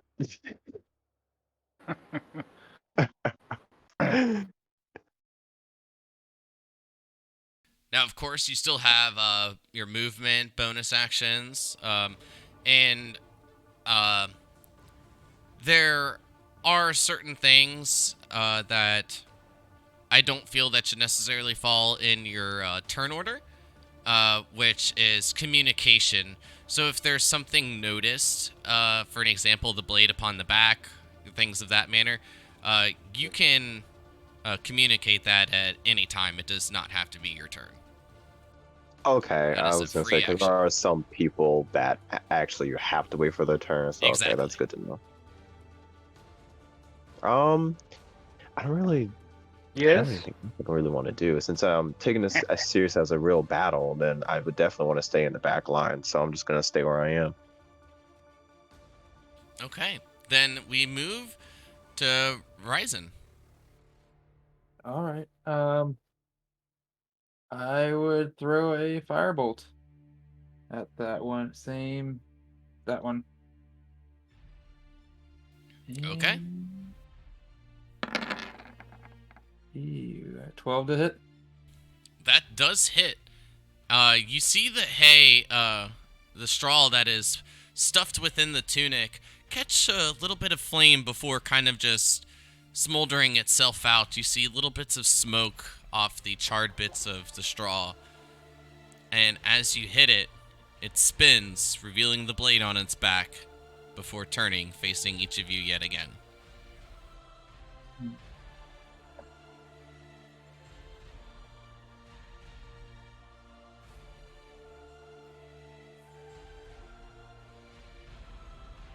I guess we're supposed to switch targets, maybe?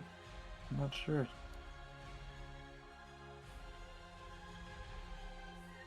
Oh, I think that's all I got. Yeah, I'm pretty sure we're supposed to. I think the main objective was just to hit all of them. Oh.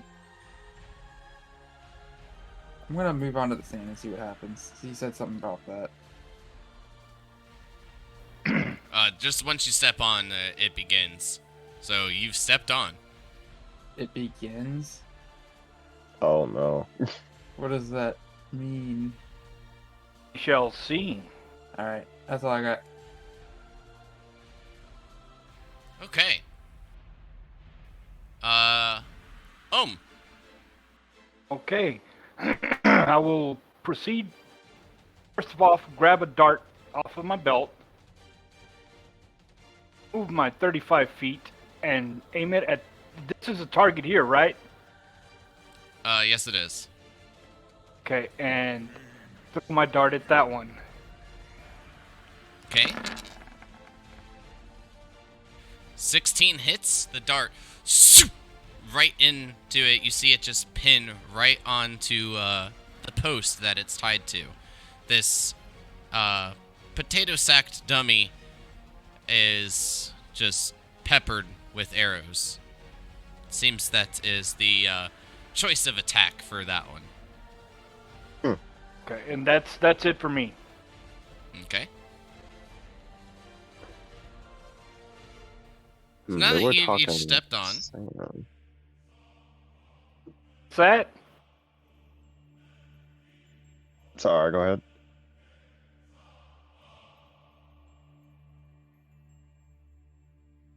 All I heard was stepped on.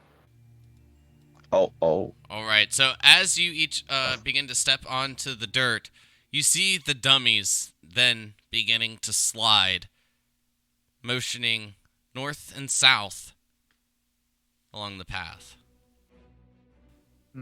Joy, your turn. Um. Just gonna set him on the Now it's grid. starting to. Now it's starting to move. Let's see.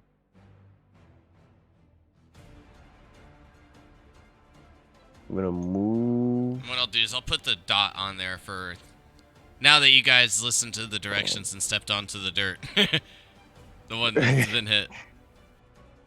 Oh, so only the ones that we've been on the dirt with that hit. Yeah. We gotta re-hit that first one. Yeah. So I move about right there. Um. Do you want to re-hit the first one, or you want me to re-hit it with my crossbow? Doesn't matter. Just got to be one of us. Alrighty. I'll aim at the first one again. All right. Go ahead and make your attack roll. Don't fail me now, Joy. You failed me. Unfortunately, that one's a miss. So, Ooh. to give a little bit more of a clarification, there are, in my opinion, DMs that say, what do you enjoy more, like, in D&D, like the RP or the combat? And I heard it, I remember talking to Bouncy about it. I can't remember where it came from, but we were talking about it. And we heard, like, a source say, good combat should include RP.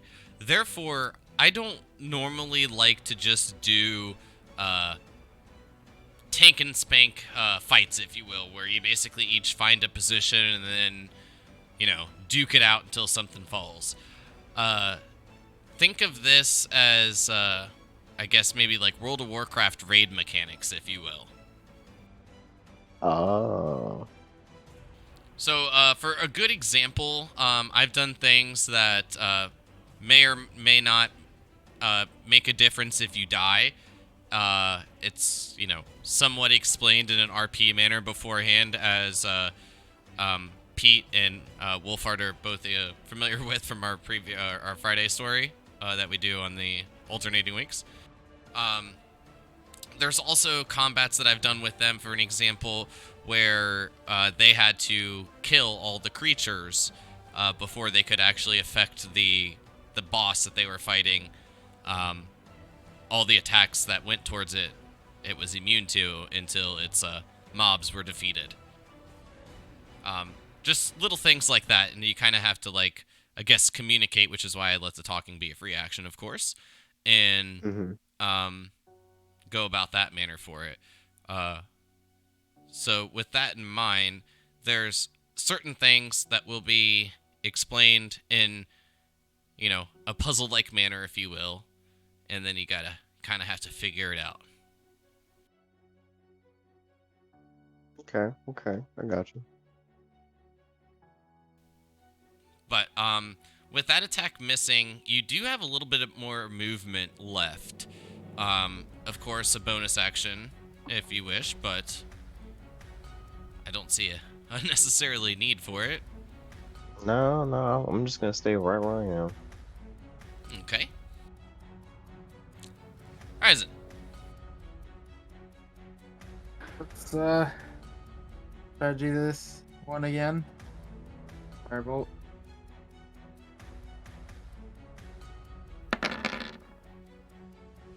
Want you to hit. That'll hit. Oh. For 1 fire damage. Oh. Damage does And not matter for this. Oh, so Alright. yeah, hit's a hit. Let's up. And that's it. All right.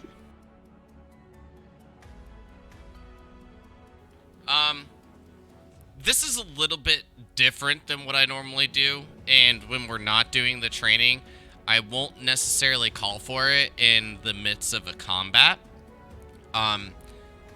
unless it's maybe something that kind of like progresses the story. But with that in mind, this will be one of the few exceptions, just because I know the reason that is the reason I'm explaining this is because I know that Pete and Wolfhard are used to how I've done combat, and I've kind of kept it the same for them versus what I've been doing for the rest of the stories, and that's also why I'm doing another part of the tutorial. So with that in mind, if things don't meet your passive perception in the heats of combat, then there are obviously things that you can't see, right? So, with being a bit closer to it, at this point, can you give me a perception check?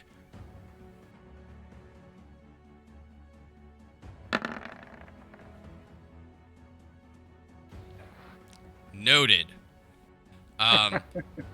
Mm. Of course, if you don't meet the DC, then it is what it is. But with that in mind, it may or may not matter. So go ahead and make your turn, Ohm.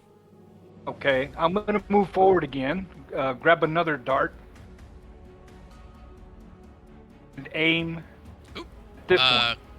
Hold on 1 second, bud. I appreciate it because it gives me basically the opportunity to explain this now. As you step forward, can you go ahead and make me a dexterity saving throw, please? Okay. I understand the perception check. Oh, nailed it. Well, Oh. that you did.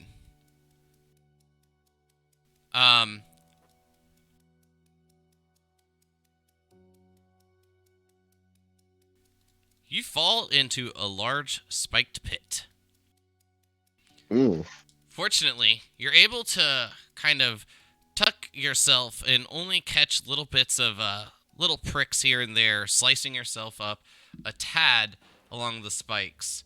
You will take 2 points of damage falling in. You find yourself to be in a 10-foot pit.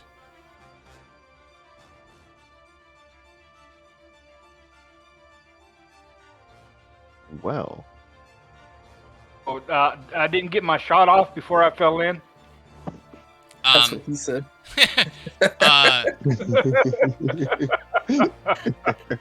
Oh my god. That was like a double whammy. What I will, I feel like if you were trying to throw it at that point, it would be a pretty hard throw.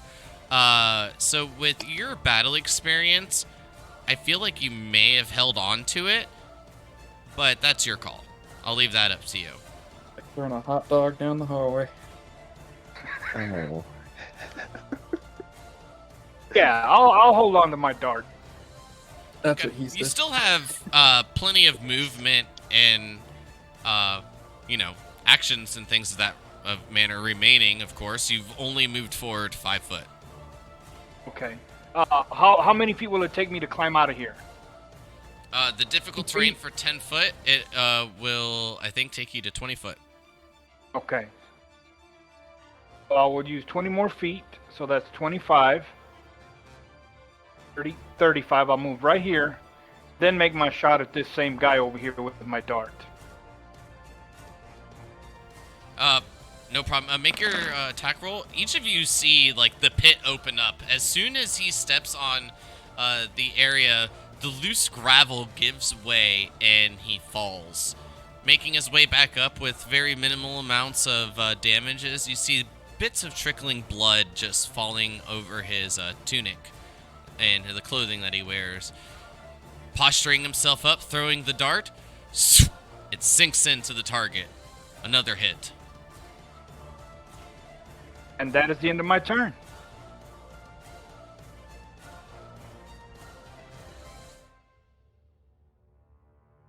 Great. I just want to make that was the one, correct? Yes.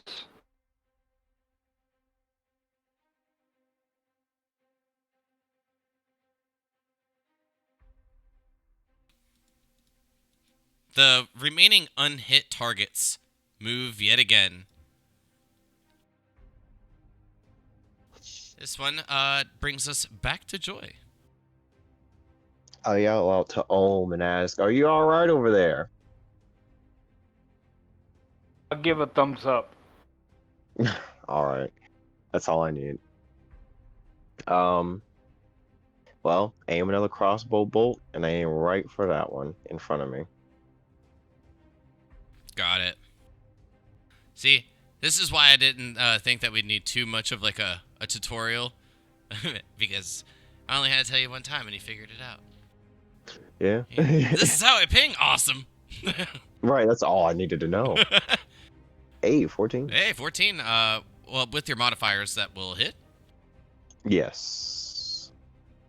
Double check. I mean, I know that. I mean, I'm assuming that you're proficient, of course, because I haven't Yes, looked over of everyone's course. character sheets yet in full detail.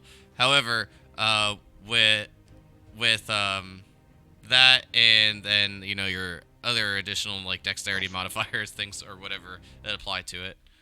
Mhm. Easy enough for a hit. Long story short, first character I ever made, I didn't know that like as a fighter, your strength mod added to your hit chance. Oh, So I missed everything for a long time. you're like, man, why does being a I fighter was like, my suck? character And now you're sucks. like, dang. Am I rolling for damage? You can if you'd like. But from the instructions from Hamadi, it just seems that you just need to hit the target. And thus far, after hitting, the dummies cease to move.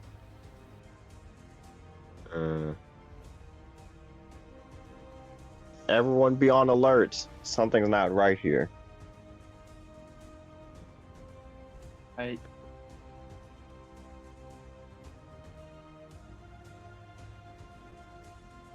Well, that's the end of my turn.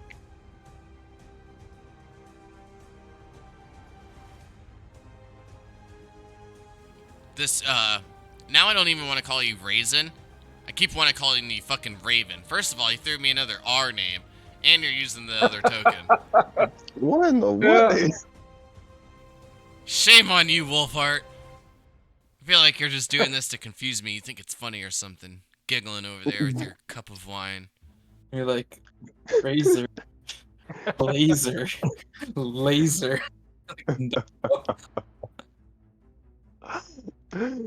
Oh, Gonna firebolt this one.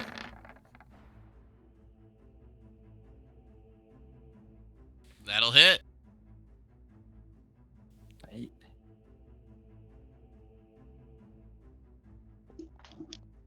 And do I see any messed up ground like there was before this one collapsed in front of us? Great question. Go ahead and give me a perception check. Yeah. oh, roll good. 15. Pretty good. Not bad. So of course this is the other thing I'm trying to do a little bit more to make it Not slightly, to make it slightly more fun.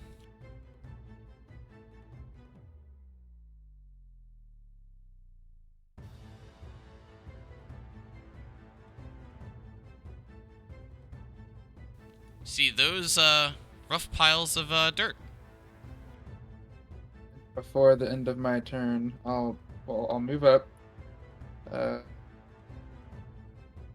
30 feet and point right between these two guys up ahead that we just last hit, and up by the guy in the back. There are two more what appear to be pit traps, like the one you fell in.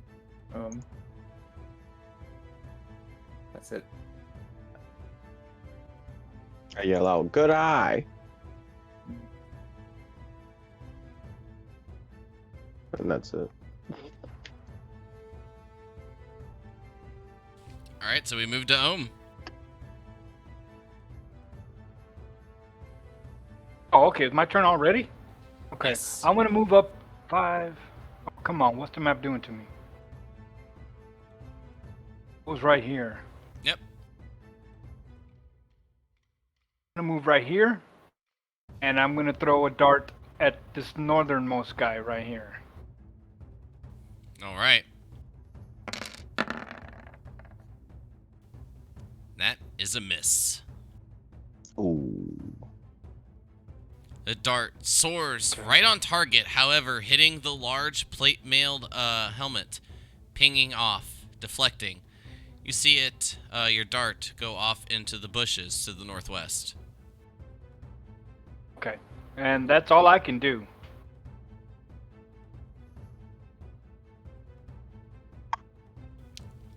All right.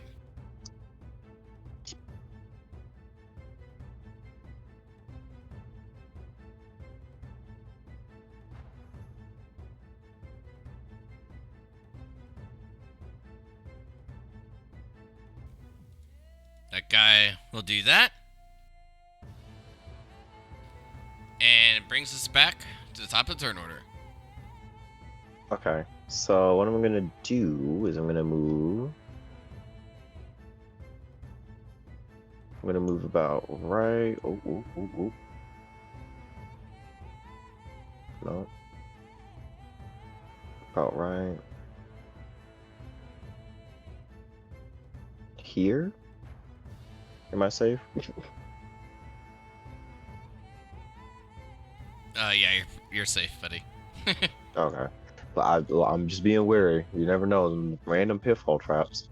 For And then I'm now. gonna. Yeah. Yep. Training wheels are still on. You're safe for now, buddy. I'm gonna arm another bolt and I'm gonna aim right for this target. All right. My ping's a little weird. I keep clicking, but it goes like a little bit off. All right. It's in the general area, so. Yeah. 12 plus bonus points. I believe it's 2. No, it's 3. So it'll be a 15. So as you shoot towards the large one off to your northeast, as the your attack soars towards it, you see this quick flash, a barrier. Your attack is deflected. Go ahead and give me an Arcana check, please. At advantage. Ooh. Okay. Well. I don't know if you typed the /R. Oh, you're right. Yeah. I'm going to start doing that. That makes a total difference. Nah. You gotta take the 20. I rolled the 20. It didn't have the dice around it. That's the difference. Like see in the 11, it has like the die, Mhm. and then the 20. You just rolled a 20 essentially. Okay. I got you. Just But do you want so me you to know, it roll? wasn't just like making you re-roll it for no reason. Oh no. but you, Yeah, I got you. You also do have advantage, so you can roll one more time. Okay. Well, not much better, but you'll note that there is a shield protecting this dummy. An adjuration spell. I would definitely let the others know that there is some type of shield, some type of magic sorcery that is blocking this last dummy over here.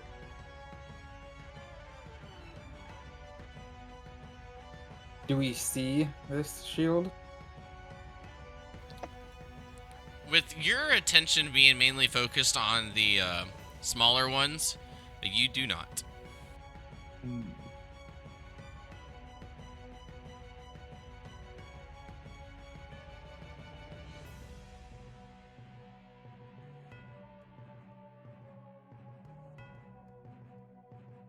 Is that it for your turn, Joy? Yep, that's it for me. All right. Ryzen. Shoot this one. All right. Believe that's in range. Firebolt's 60 feet, right? 120. 120. Oh, yeah. 120. Yeah. What was I What thinking? a range. I don't even know. Nonetheless, 120 is plenty of distance. No problem. Sure. 19 hits. These dummies are no match for us. So it's only 80 feet.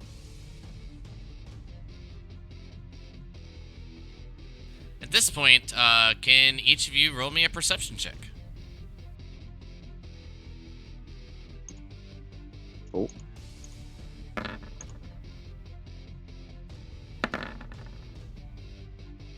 Horizon sees everything. So do So I. does Joy. Oh, man, another natural 20. Golly. I don't know what's going on tonight. As the last one is struck with the firebolt, you see the flames trickle over it, and being quite ecstatic with the last one that was moving being hit, you see the eyes of this dummy flash. A quick yellowish light emits from the eye sockets and then diminishes. Joy and Ryzen, each of you notice the same thing. However, when the light diminishes, you see this little stream beginning to pull itself out of the back of these dummies and make their way towards the two larger ones to the north. When the streams of light connect, you see eyes brighten within the helmets, and the two dummies begin to move. Shit. Okay.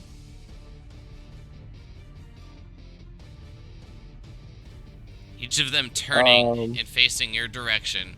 Ryzen, is that the end of your turn? I say, watch out, the big ones are moving. That's it.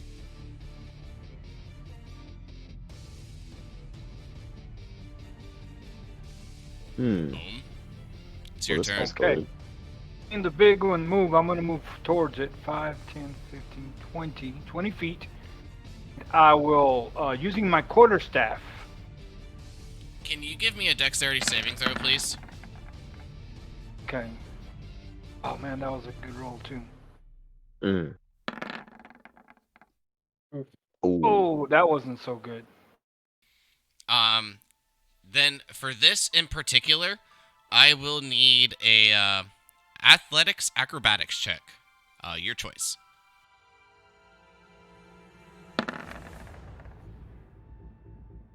Oh man, Damn, I'm you got rolling- good like bonuses Oh. into both of those. You just Yeah. And I'm sorry, but the dice are not with you in this moment. Stepping forward, you don't find a spiked pit. However, you find a bit of a mud trap. Oh.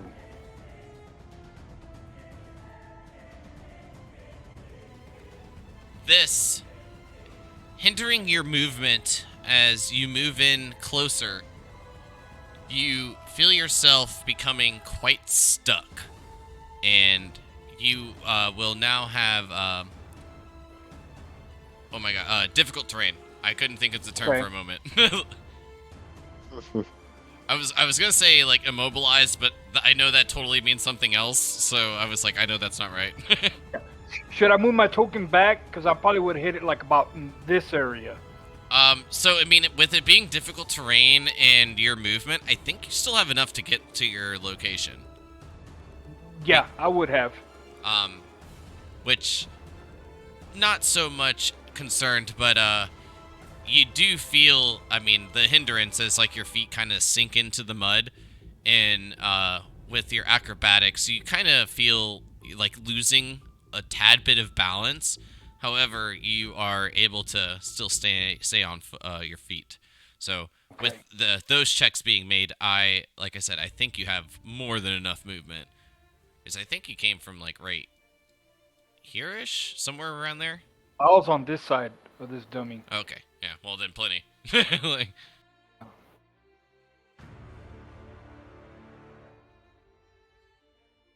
And I'd actually still have 5 feet of movement left. yeah, could get like right in front of it and protect your new friends. So does that hit still count, or Oh yeah, do you yes, want me to yes. re-roll? No, I'm not worried about the anything because you passed all like the checks. It was like if you failed your deck save, but you passed the acrobatics, so you didn't fall and eat shit. Oh. Well, or mud, I guess you could say. Yeah. All right, and then I will move right here on the solid sand, I guess. That's the end of my turn. Oh, see, this is perfect. Oh no, I don't like when you say that. Oh, see, this is what makes it fun. Go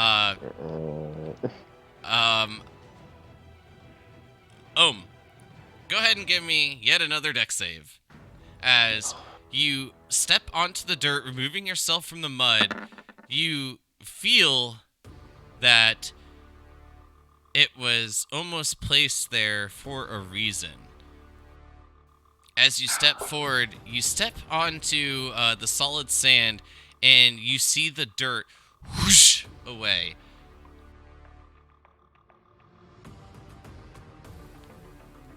Fortunately for you, as this trap is sprung, it is quite large. In comparison, you note that from whether your wisdom or intelligence, being a little bit insightful, being in the city of Dragon for a few days, this individual trap seems to be set for more of a Luxodon size. And as the rope closes around you, it then cinches completely a foot above your head. You see it fling and up and hang above the tree. Turn to the group and say, "Who needs a rogue? I'm finding all the traps." Nice. Yes, we see.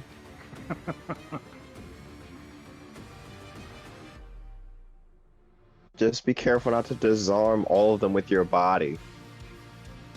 Do I notice, does this one deactivate after I hit it, or is it still going? Oh no, it's just like a single snare trap. It's a one-time thing.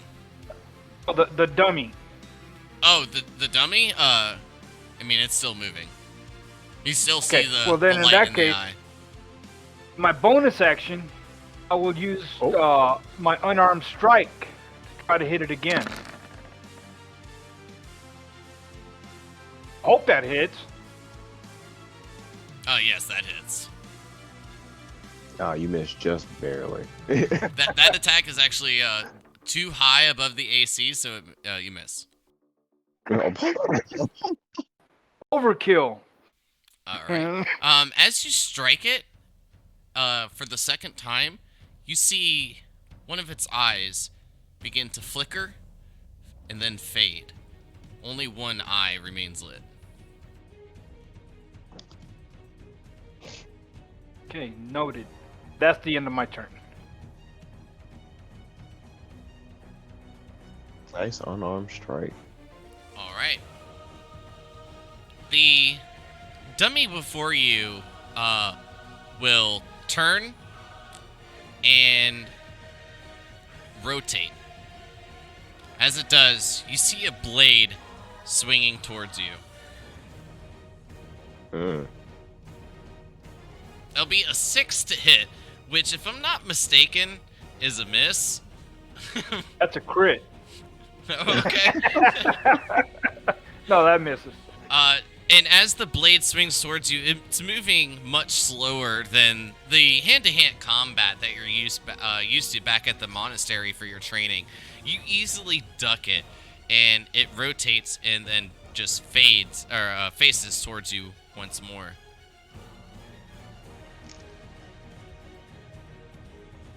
Just having all the fun over their own. This one Yeah. moves forward with a shield in hand and a maul attached to the other.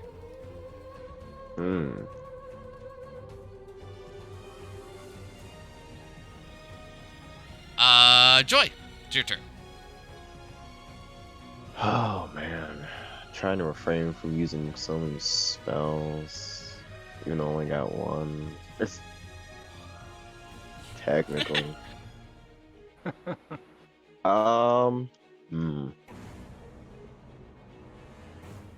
Kitty. Sorry. Okay, I'm gonna get about oh jeez.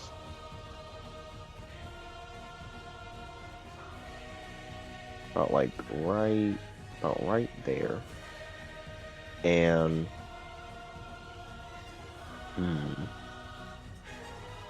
I don't want to use it just yet. Wait.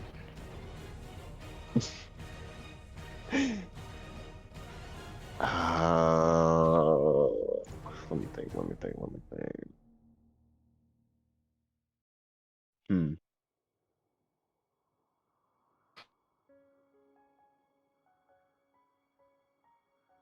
You said he's holding a shield? This one here, yes. Yeah, and it's holding it on its left side.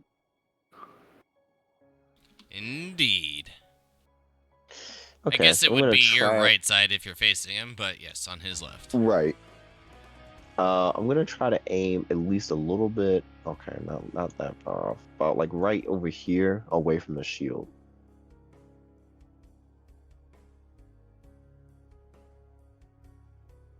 Okay. All right, so let me go to my equipment. For another Make that crossbow roll. attack? Yeah. Got it.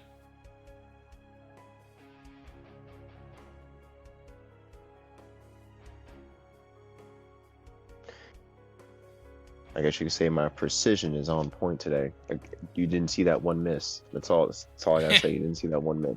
It didn't count. And he mulligan. Yeah, it didn't count. That'll Right, hit. yeah.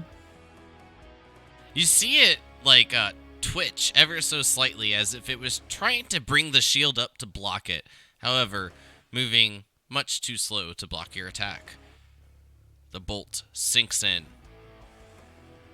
And you see the right eye flicker just a bit, but still remaining lit.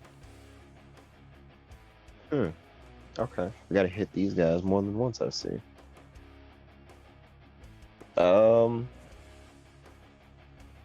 I think I'll be good there. Yeah, that'll end my turn. Alright, Race?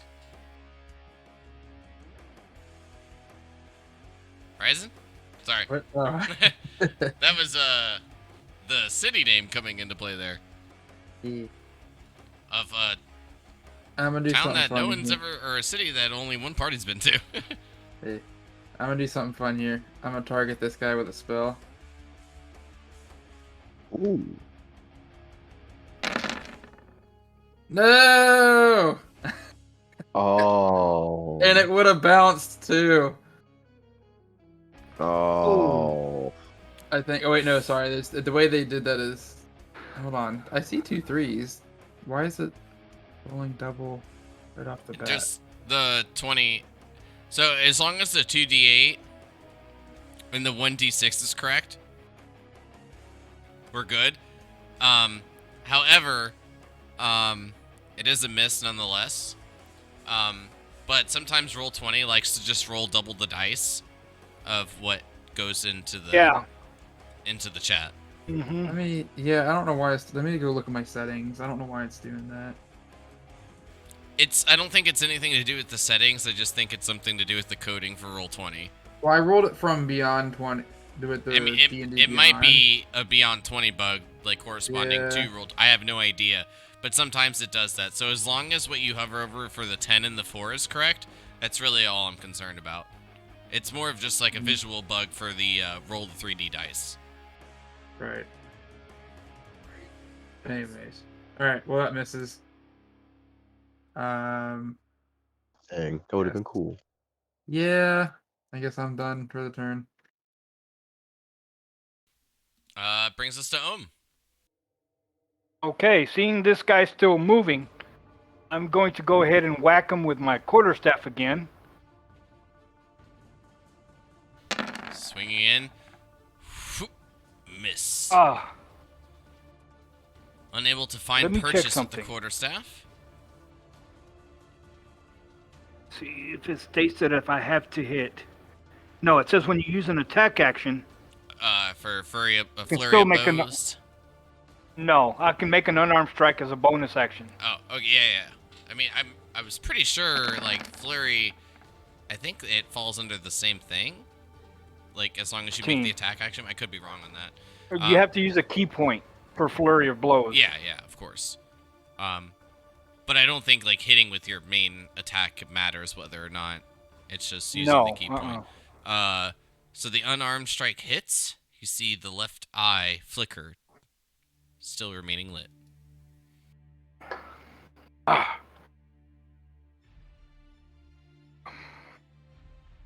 And that's the end of my turn.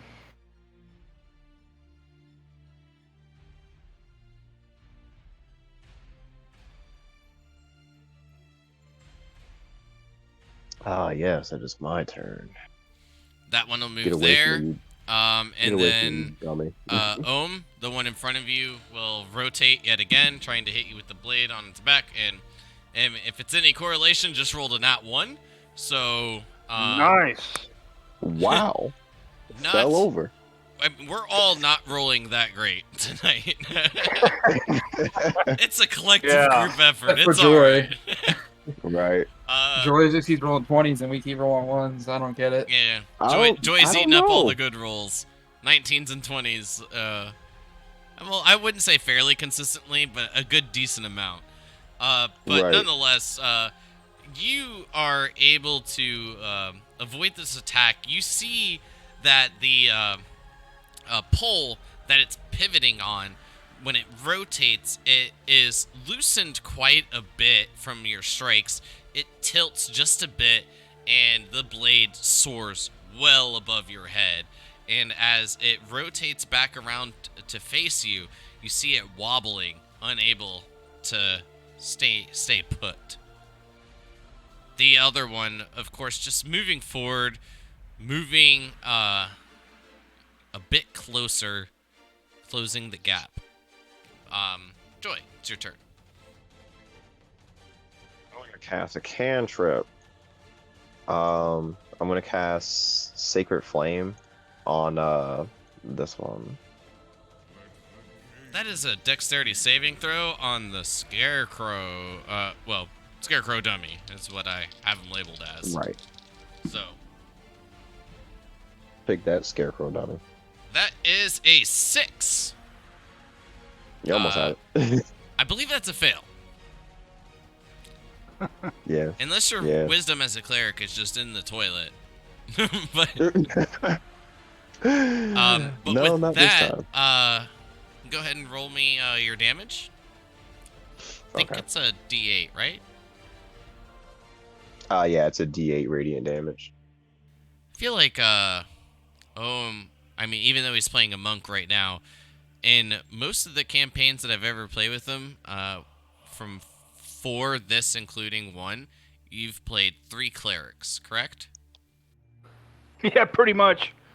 So, with that in mind, I would almost reference you as my cleric expert. Yeah. So if I have any cleric questions, I might just ask you. But cleric is actually one of the classes that I play quite a good bit amount as well. I enjoy it. I don't know why. I just like it.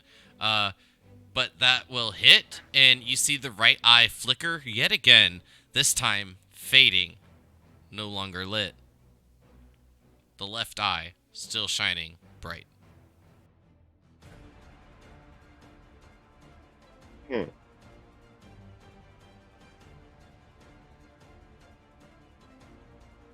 Does it seem to Alright. deactivate? It still seems to be in motion. Okay. How are we gonna get these dummies to turn off? Well, At that's this it point, for my if you turn. all wish to roll... actually, I'll hold off on that. Excuse me, ignore me. Is that it for your What? turn? Yeah, that's it for me. Alright.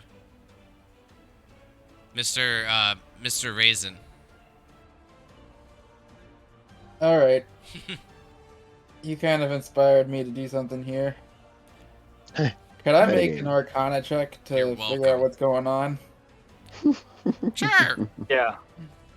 I just thought of it right before he said it. So Instead of an Arcana check, can you just make me a base intelligence check?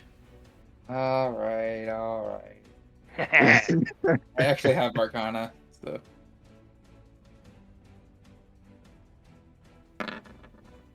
Yeah, 18. man, that's pretty good. In fact, since it was actually asked for, if everyone would like to participate in this roll, feel free. Yeah, why not? Intelligence check. And straight intelligence. I'll Hey. match you. Do you have a bonus? have, Because you're probably higher than me if you got a. Oh, So I was going to call for it essentially after like a key event that I have labeled, but maybe I kind of like gave it away. Maybe I didn't. But nonetheless, after striking the little ones, you notice that it only took one hit to take them out. However, the larger ones are taking a little bit more effort. Of course, that's quite easily noticed. But it does seem that after a few hits, the lights in the eyes go out. And from the amount of times that the successful blows have been landed, it leaves you each pondering how many strikes you must land.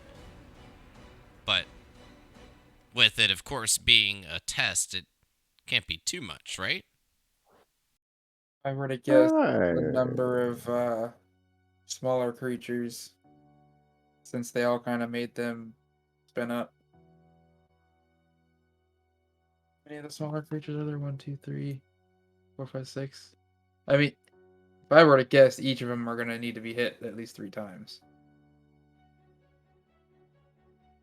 Well, one has been hit 3 times, and that one is still moving.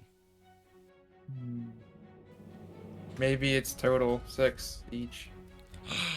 Maybe.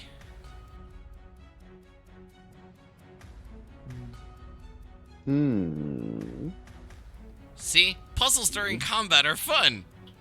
It makes you Alright. think. You're just like, It gives you guys something else to contemplate other than exactly what you're gonna do for your next turn, you know what I mean? Right. And Did that take my action to do that, or was that No. since everybody did that? Okay. I will firebolt the same one we've been hitting. It's this one, right? Well, there's been a bit of split attacks, but most of the attacks have gone up to the one on the north, yes. Alright, I'll throw a firebolt on that one.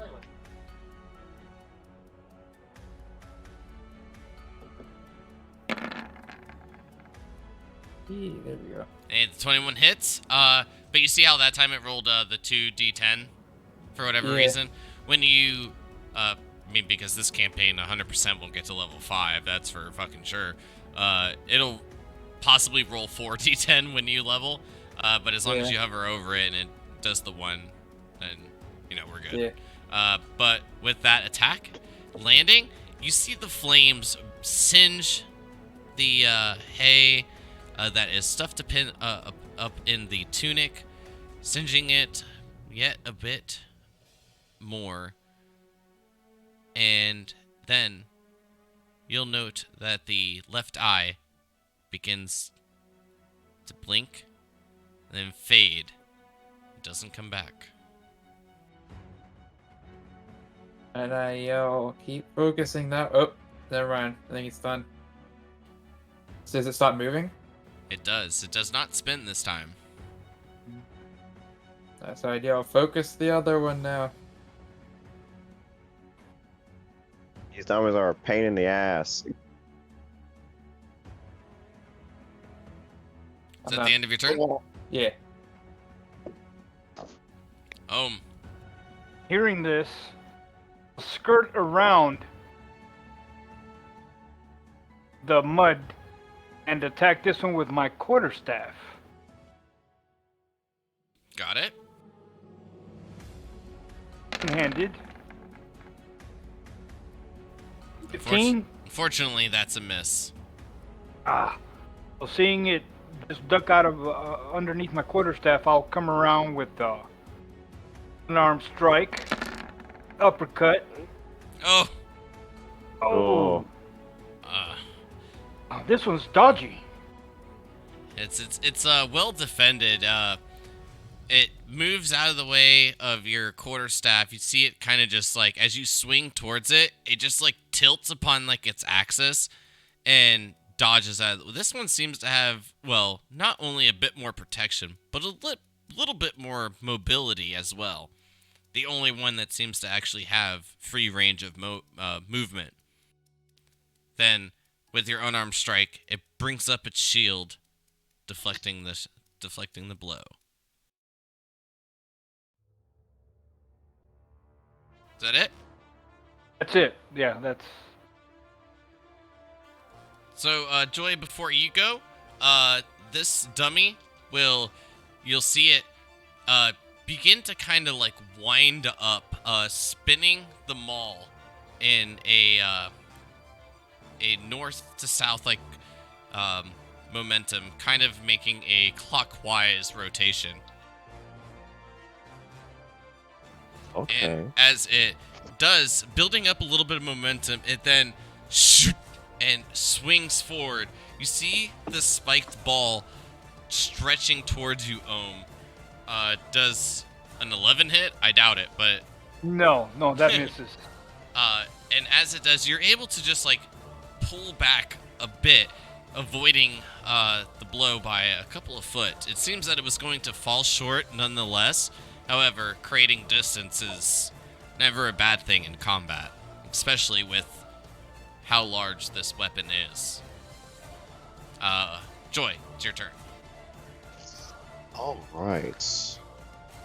I yell out, "Good dodge out there!" And then I'm gonna move. Gonna move about like. Don't want to move there. That's the question. I'm gonna move about right there, couple feet, and I'm gonna do what I've been doing best. Gonna aim up that crossbow, and I'm gonna fire at it once again.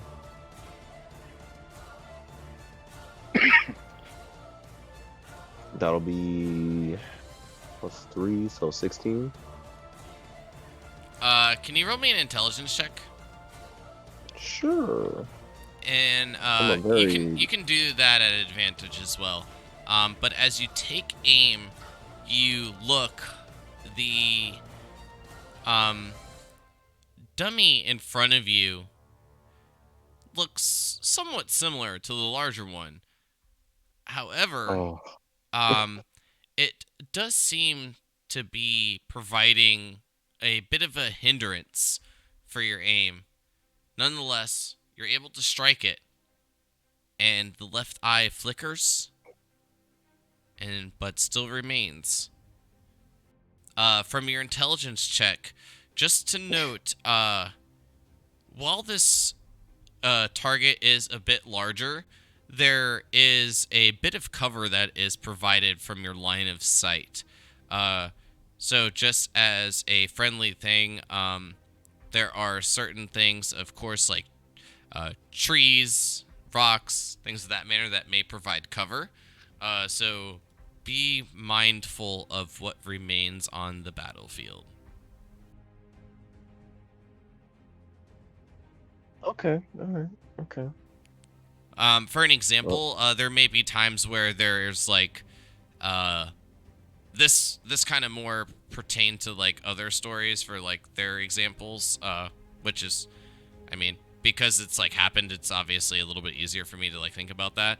But like as they were making their way forward to like get into like an attacking position, they were using trees, the bushes, logs laying down on the ground, Right. things of that manner to provide themselves cover for stealth, and also to like, hide behind something and not be attacked. Right. So I try to put as much detail on the map as possible, because obviously doing it on this gives a virtual tabletop gives us a ton more options. So why not do it? Right. Yep. Right.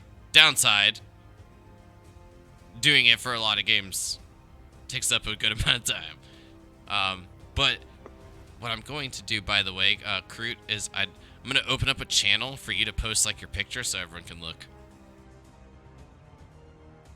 Of this character? No, of the things you make for your in-person games. Oh, okay. Like a little craft channel? Yeah, we'll call it the in-person crafting channel or something. I don't know. I'll let you name it and you can mod it. Craftopia. Yeah, that's a good one. Craftopia, I like that one. But Ohm is at the end of your turn. Or, not Ohm, I'm sorry, Joy. Like I said, Yeah, it'll take a that's the end couple of my turn. sessions. You'll never know me. What it's like to heal all those Pokemon. Uh, Ryzen. I'm gonna drop a Sacred Flame on this boy right here. Dex save 15.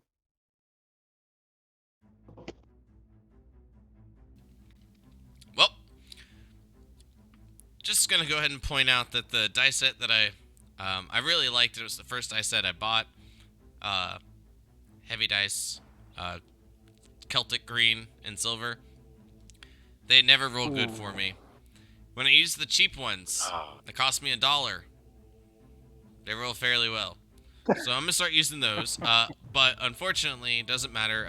This is a 9 on the save. So close. Not really. Yeah. I mean, I don't know if you want me to roll, but It's up to you. uh, If you 1 feel damage. if you feel that damage is making a difference, roll. It may or I may don't not. think it is. I don't think it is. I think it's just hits, but Well, Makes me feel good. the instructions.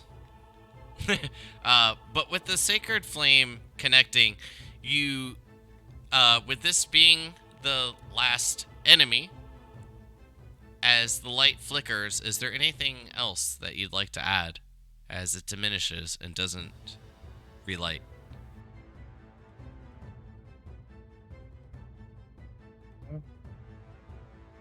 I'm done. Okay. Well, so for an example, I guess it's maybe like a little bit of a critical role thing, but instead of getting like a description on every killing blow, I do it for the last enemy. Yeah. Which gives the indication of course of two things. Gives a little bit of like a RP. You can kind of describe the last thing as you wish. Of course, if you wish to describe your attacks, how they look, like when you cast Sacred Flame, and all optional, but you know, even better kind of thing. Cool, however you want to look at it.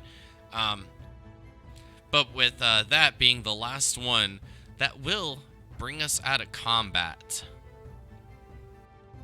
Ooh, we did it, gang. That's not in character.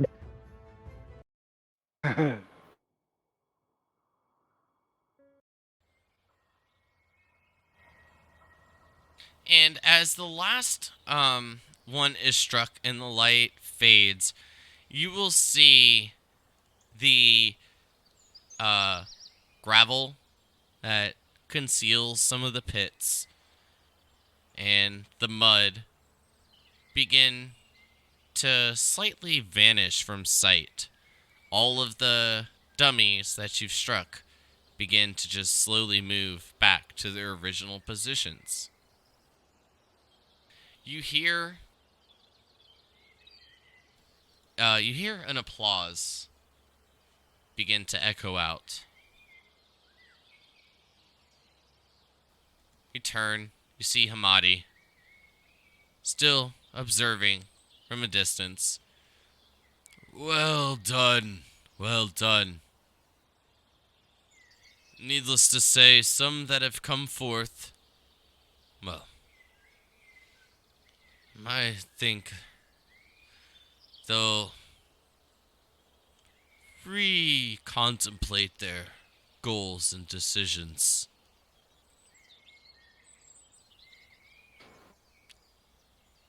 You all can find yourselves moving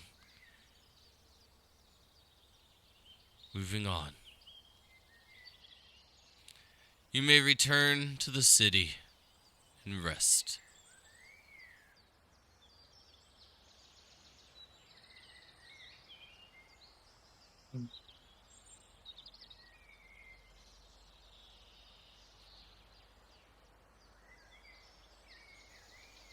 Alrighty then. We did it, gang. We're moving on to the finals. Hopefully, we can beat ST. Wait, hold on, one person. If you all have any questions, speak now. How many rounds or how many different sessions will there be? with how many individuals seem to be faulty and weak-hearted, I think only 2 will be necessary. So then we're Okay. halfway there. All right, we're doing good so far. All we need to do is One more? survive 2 more trials, or Oh, 1 more 2 trial. more. Wait, is it Yeah, 2 2 more total or trials. okay? 3 total. Mm-hmm. There have been a bit of great showings amongst the individuals that have arrived. With that said, the first fleet to be sent from Dragon until the ships return will have a formidable group bringing supplies, materials, whatever needed to build up a homestead.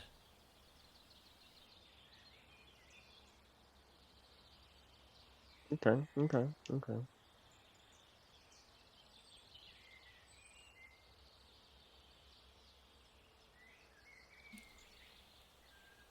If you wish, you may return tomorrow morning, but of course the choice is yours. However, I do have quite a great amount of numbers of individuals to make these trials through. So if no other questions remain, please exit the field.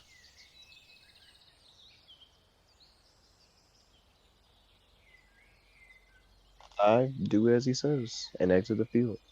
But of Yep, course, I go to Ohm to see if he do as needs any well. medical treatment. I'll be fine. A little rest will do me good. I appreciate it. All All did well right. today. We worked well together. Yes. Agreed. Surprisingly, my accuracy was better than usual. I've learned a valid lesson today. A wise person once told me that only fools rush in. Next time I shall scout the area first. So what was your reasoning?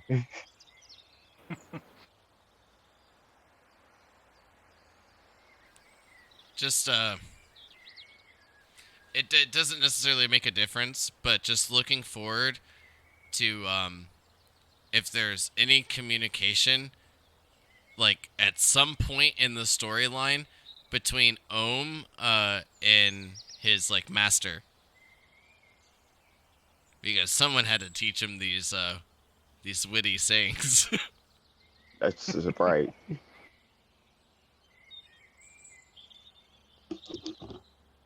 Yeah, that's the wise person I'm referencing.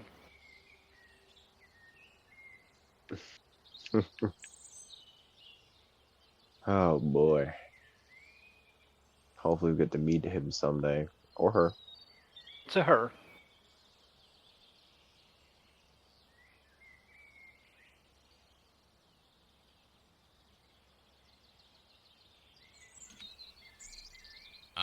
Well, then with that, exiting the training field, you each can make your way back into the city of Dragon. And with there being an open amount of free time for the rest of the day, however, did you read the PM? Oh my god. I have to remember that one. That's a good one, isn't it? My dad told me that. I think I was like 8. Just so you guys know, I didn't think it'd actually make him laugh that hard. But my dad used to say like Confucius sayings back in the day, and one of them that he told me that I always remembered was "Man who stand on toilet, high on pot." And I don't know why, but that one always stuck with me. Nice. That was a pretty good one. But of course, each of you have a plenty amount of daylight left. With the sun not even yet reaching its high point in the day, each of you notice that it is quite early in the afternoon hours. After needing to spend a little bit of time waiting for everything to begin, and also to wait for your names to be called in order to go through the task, proving yourselves to at least be somewhat worthy in comparison to the others individuals that have arrived to Dragond. You each have more than half the day left to accomplish anything if you wish. Hmm. Oh, before we leave the field, I would have liked to have collected my darts.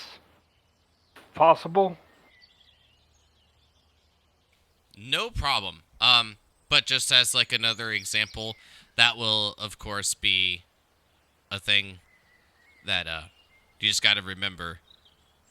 You Yeah, know, if not, then they're gone. Yeah, I understand. I mean, you get it. I know you're not a new player by any means. Uh, but I do believe you can collect 50%. But with this, the only one that is going to be a little difficult to find is the one that was deflected off into the bush. Yeah, So can I'm you not give going to me... worry about that one. If you don't want to worry about it, that's fine. I was going to give you the Yeah. opportunity to find it, but if you don't give a Oh, shit, okay. Well, what do you need me to roll then? give me an investigation check. Okay. I can try. Yeah, sorry, Oh. you're unable to find it. Mm. But because of this being like a training thing, I don't want you guys obviously to use up all of the materials. So wanted to give you the opportunity to get everything back. But instead, you'll just be missing one dart, the one lost in the bush. Yeah.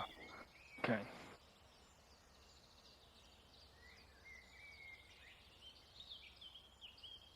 Wise person once says, "Want not, waste not." Mm. That. That was a hit or miss there, man. That was. Actually, only one miss. Oh. If it's possible, I would like to try to retrieve my bolts that I used. I believe I shot 5. Yeah, I shot 5 total.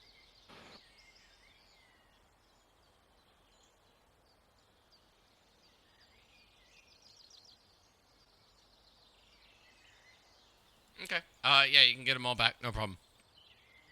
Oh yeah. Great DM. Oh man, I give this DM a Now, 100%. I will. I I give will. him inspiration. I will. Thank you. I will go ahead and point out. When we get out of or get into more things of like live combat, where if you will, your lives could be at stake. Mhm. Right. 50% is usually the protocol, but I allow a check for more. Okay. I was gonna say, what about my bolts? I mean, the fire. Your firebolt. Yeah, yeah, Yeah, you can Nice still try, have the dude. materials that you've used. yeah. My verbal and somatic materials. Yeah. Exactly. You still have your breath, and you can cast it again. You're Yeah. welcome. I still can use my words, and I can still move my fingers. Generous. Yeah.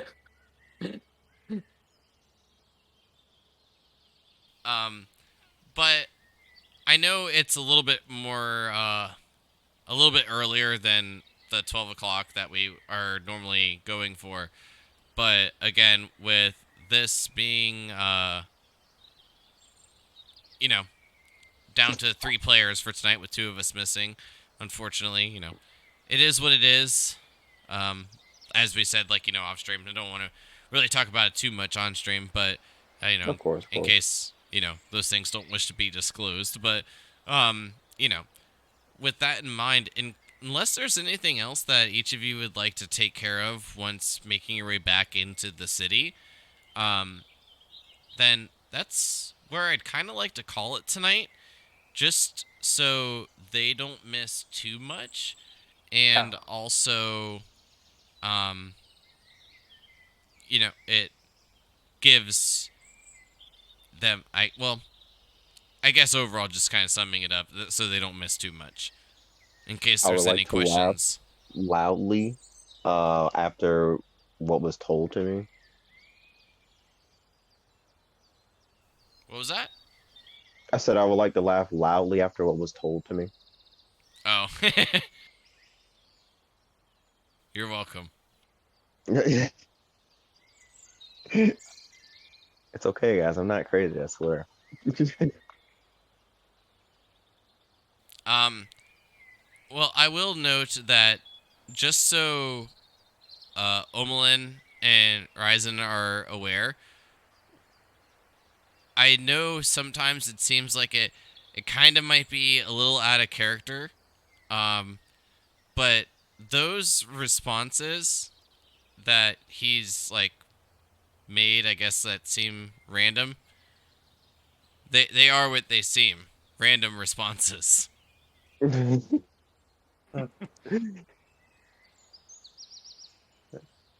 Yeah. So, but I'll leave it at that for now. All right. Swear I'm not crazy. I promise you I'm well, maybe a little bit, but Gengar's haunting me, so I have to make amends with Gengar. Nice. Oh my goodness. Sorry, didn't mean to. Listen, I'm gonna make this. He I'm says he gonna didn't make mean this to when he knows an 11 misses. I'm trying to add it to my quick bar. Oh, word. Okay, yeah. I was just miss. But again, if there's anything else that you guys like to take care of for the rest of the day, feel free.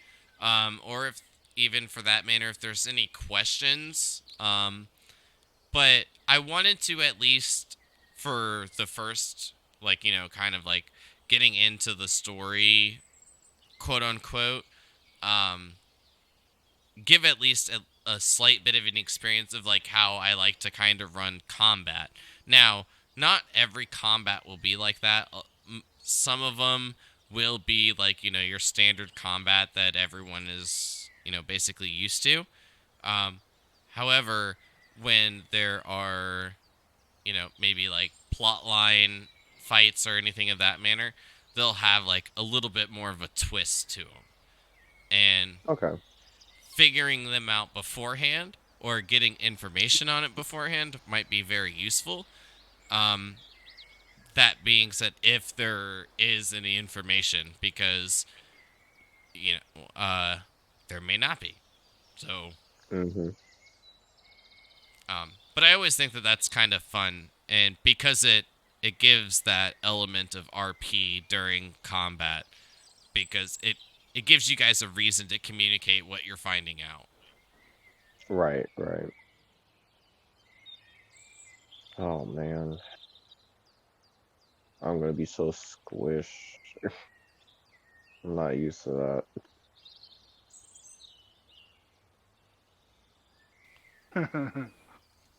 I know it is weird.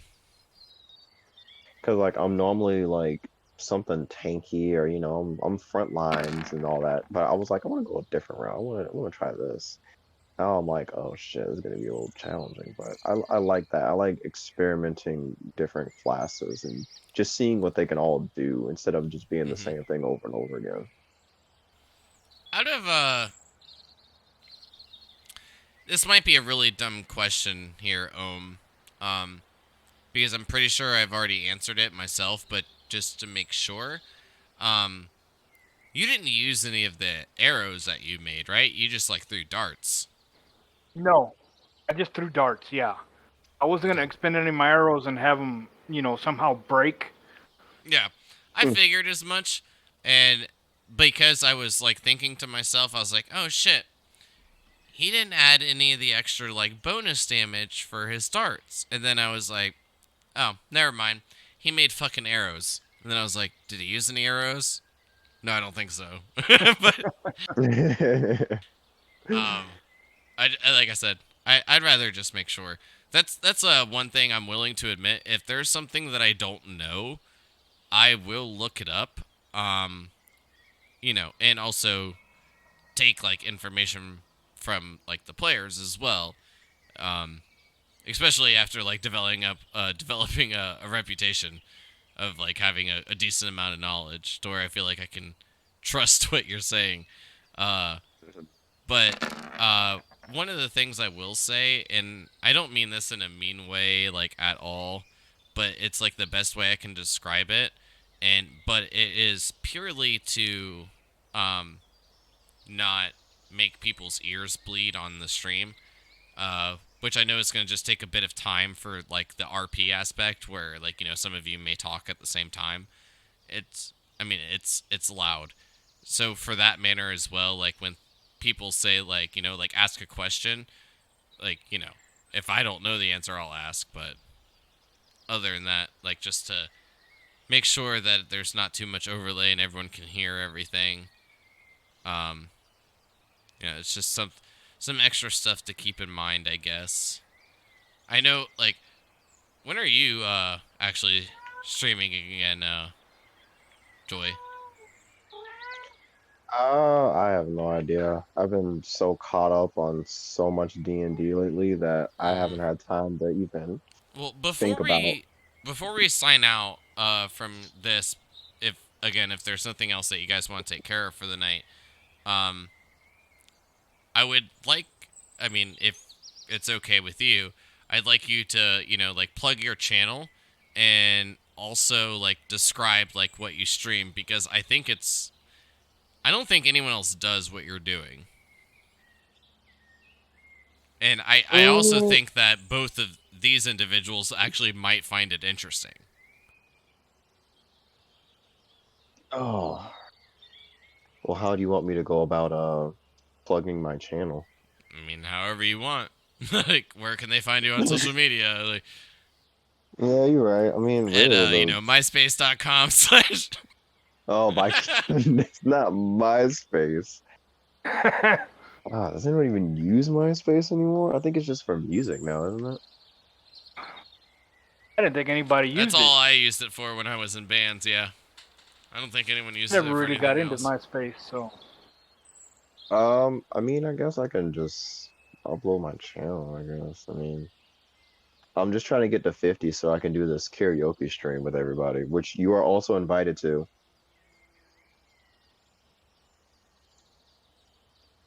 A karaoke stream? Like a live karaoke stream?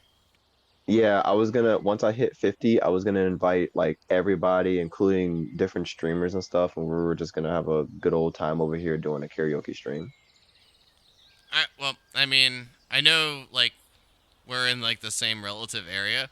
So just so you know, I have, like, studio lights, green screens, and stuff like that Ooh. if you want to utilize it.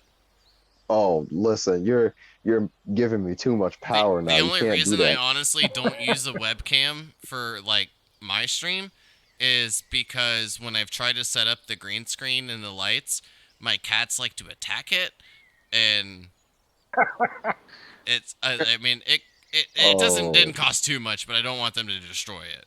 You gotta close that right, door, man. right. I don't. Yeah. My office is in the living room, unfortunately. Oh. Yeah, so it is what it is, but you know, not a big Gotta deal. lock them cats in a bedroom, man. yeah. Gotta corral them all in there. But however you want to, if you want to like post like a link in the chat, or if you just want to say like where they can find you, that's up to you. Okay, yeah, I mean, I follow you on Twitch, so let me just post in your chat real quick. Let me just spam you. Let me just Right, spam guys. you real Well, quick. well, I'm getting out of here. I've got to go pick up my daughter from her friend's house. So, Alrighty. Fun. y'all have a good week. Yes, you Let us know too. when our next game is, Mr. DM. I will post, but to my knowledge, it should be the 25th. Okay. Alrighty. But yeah, just like post it up, and other than that, everyone have a good night, and hopefully next week we'll have the character images and everything loaded for the overlay, and our other two missing party members. Which I again, hope they can make it, man. yeah. Again, when you're having important stuff, it's important stuff. Right. Yeah. Yeah, But- life goes on, man. Everyone have a good night, and see you next time. Au See revoir. you.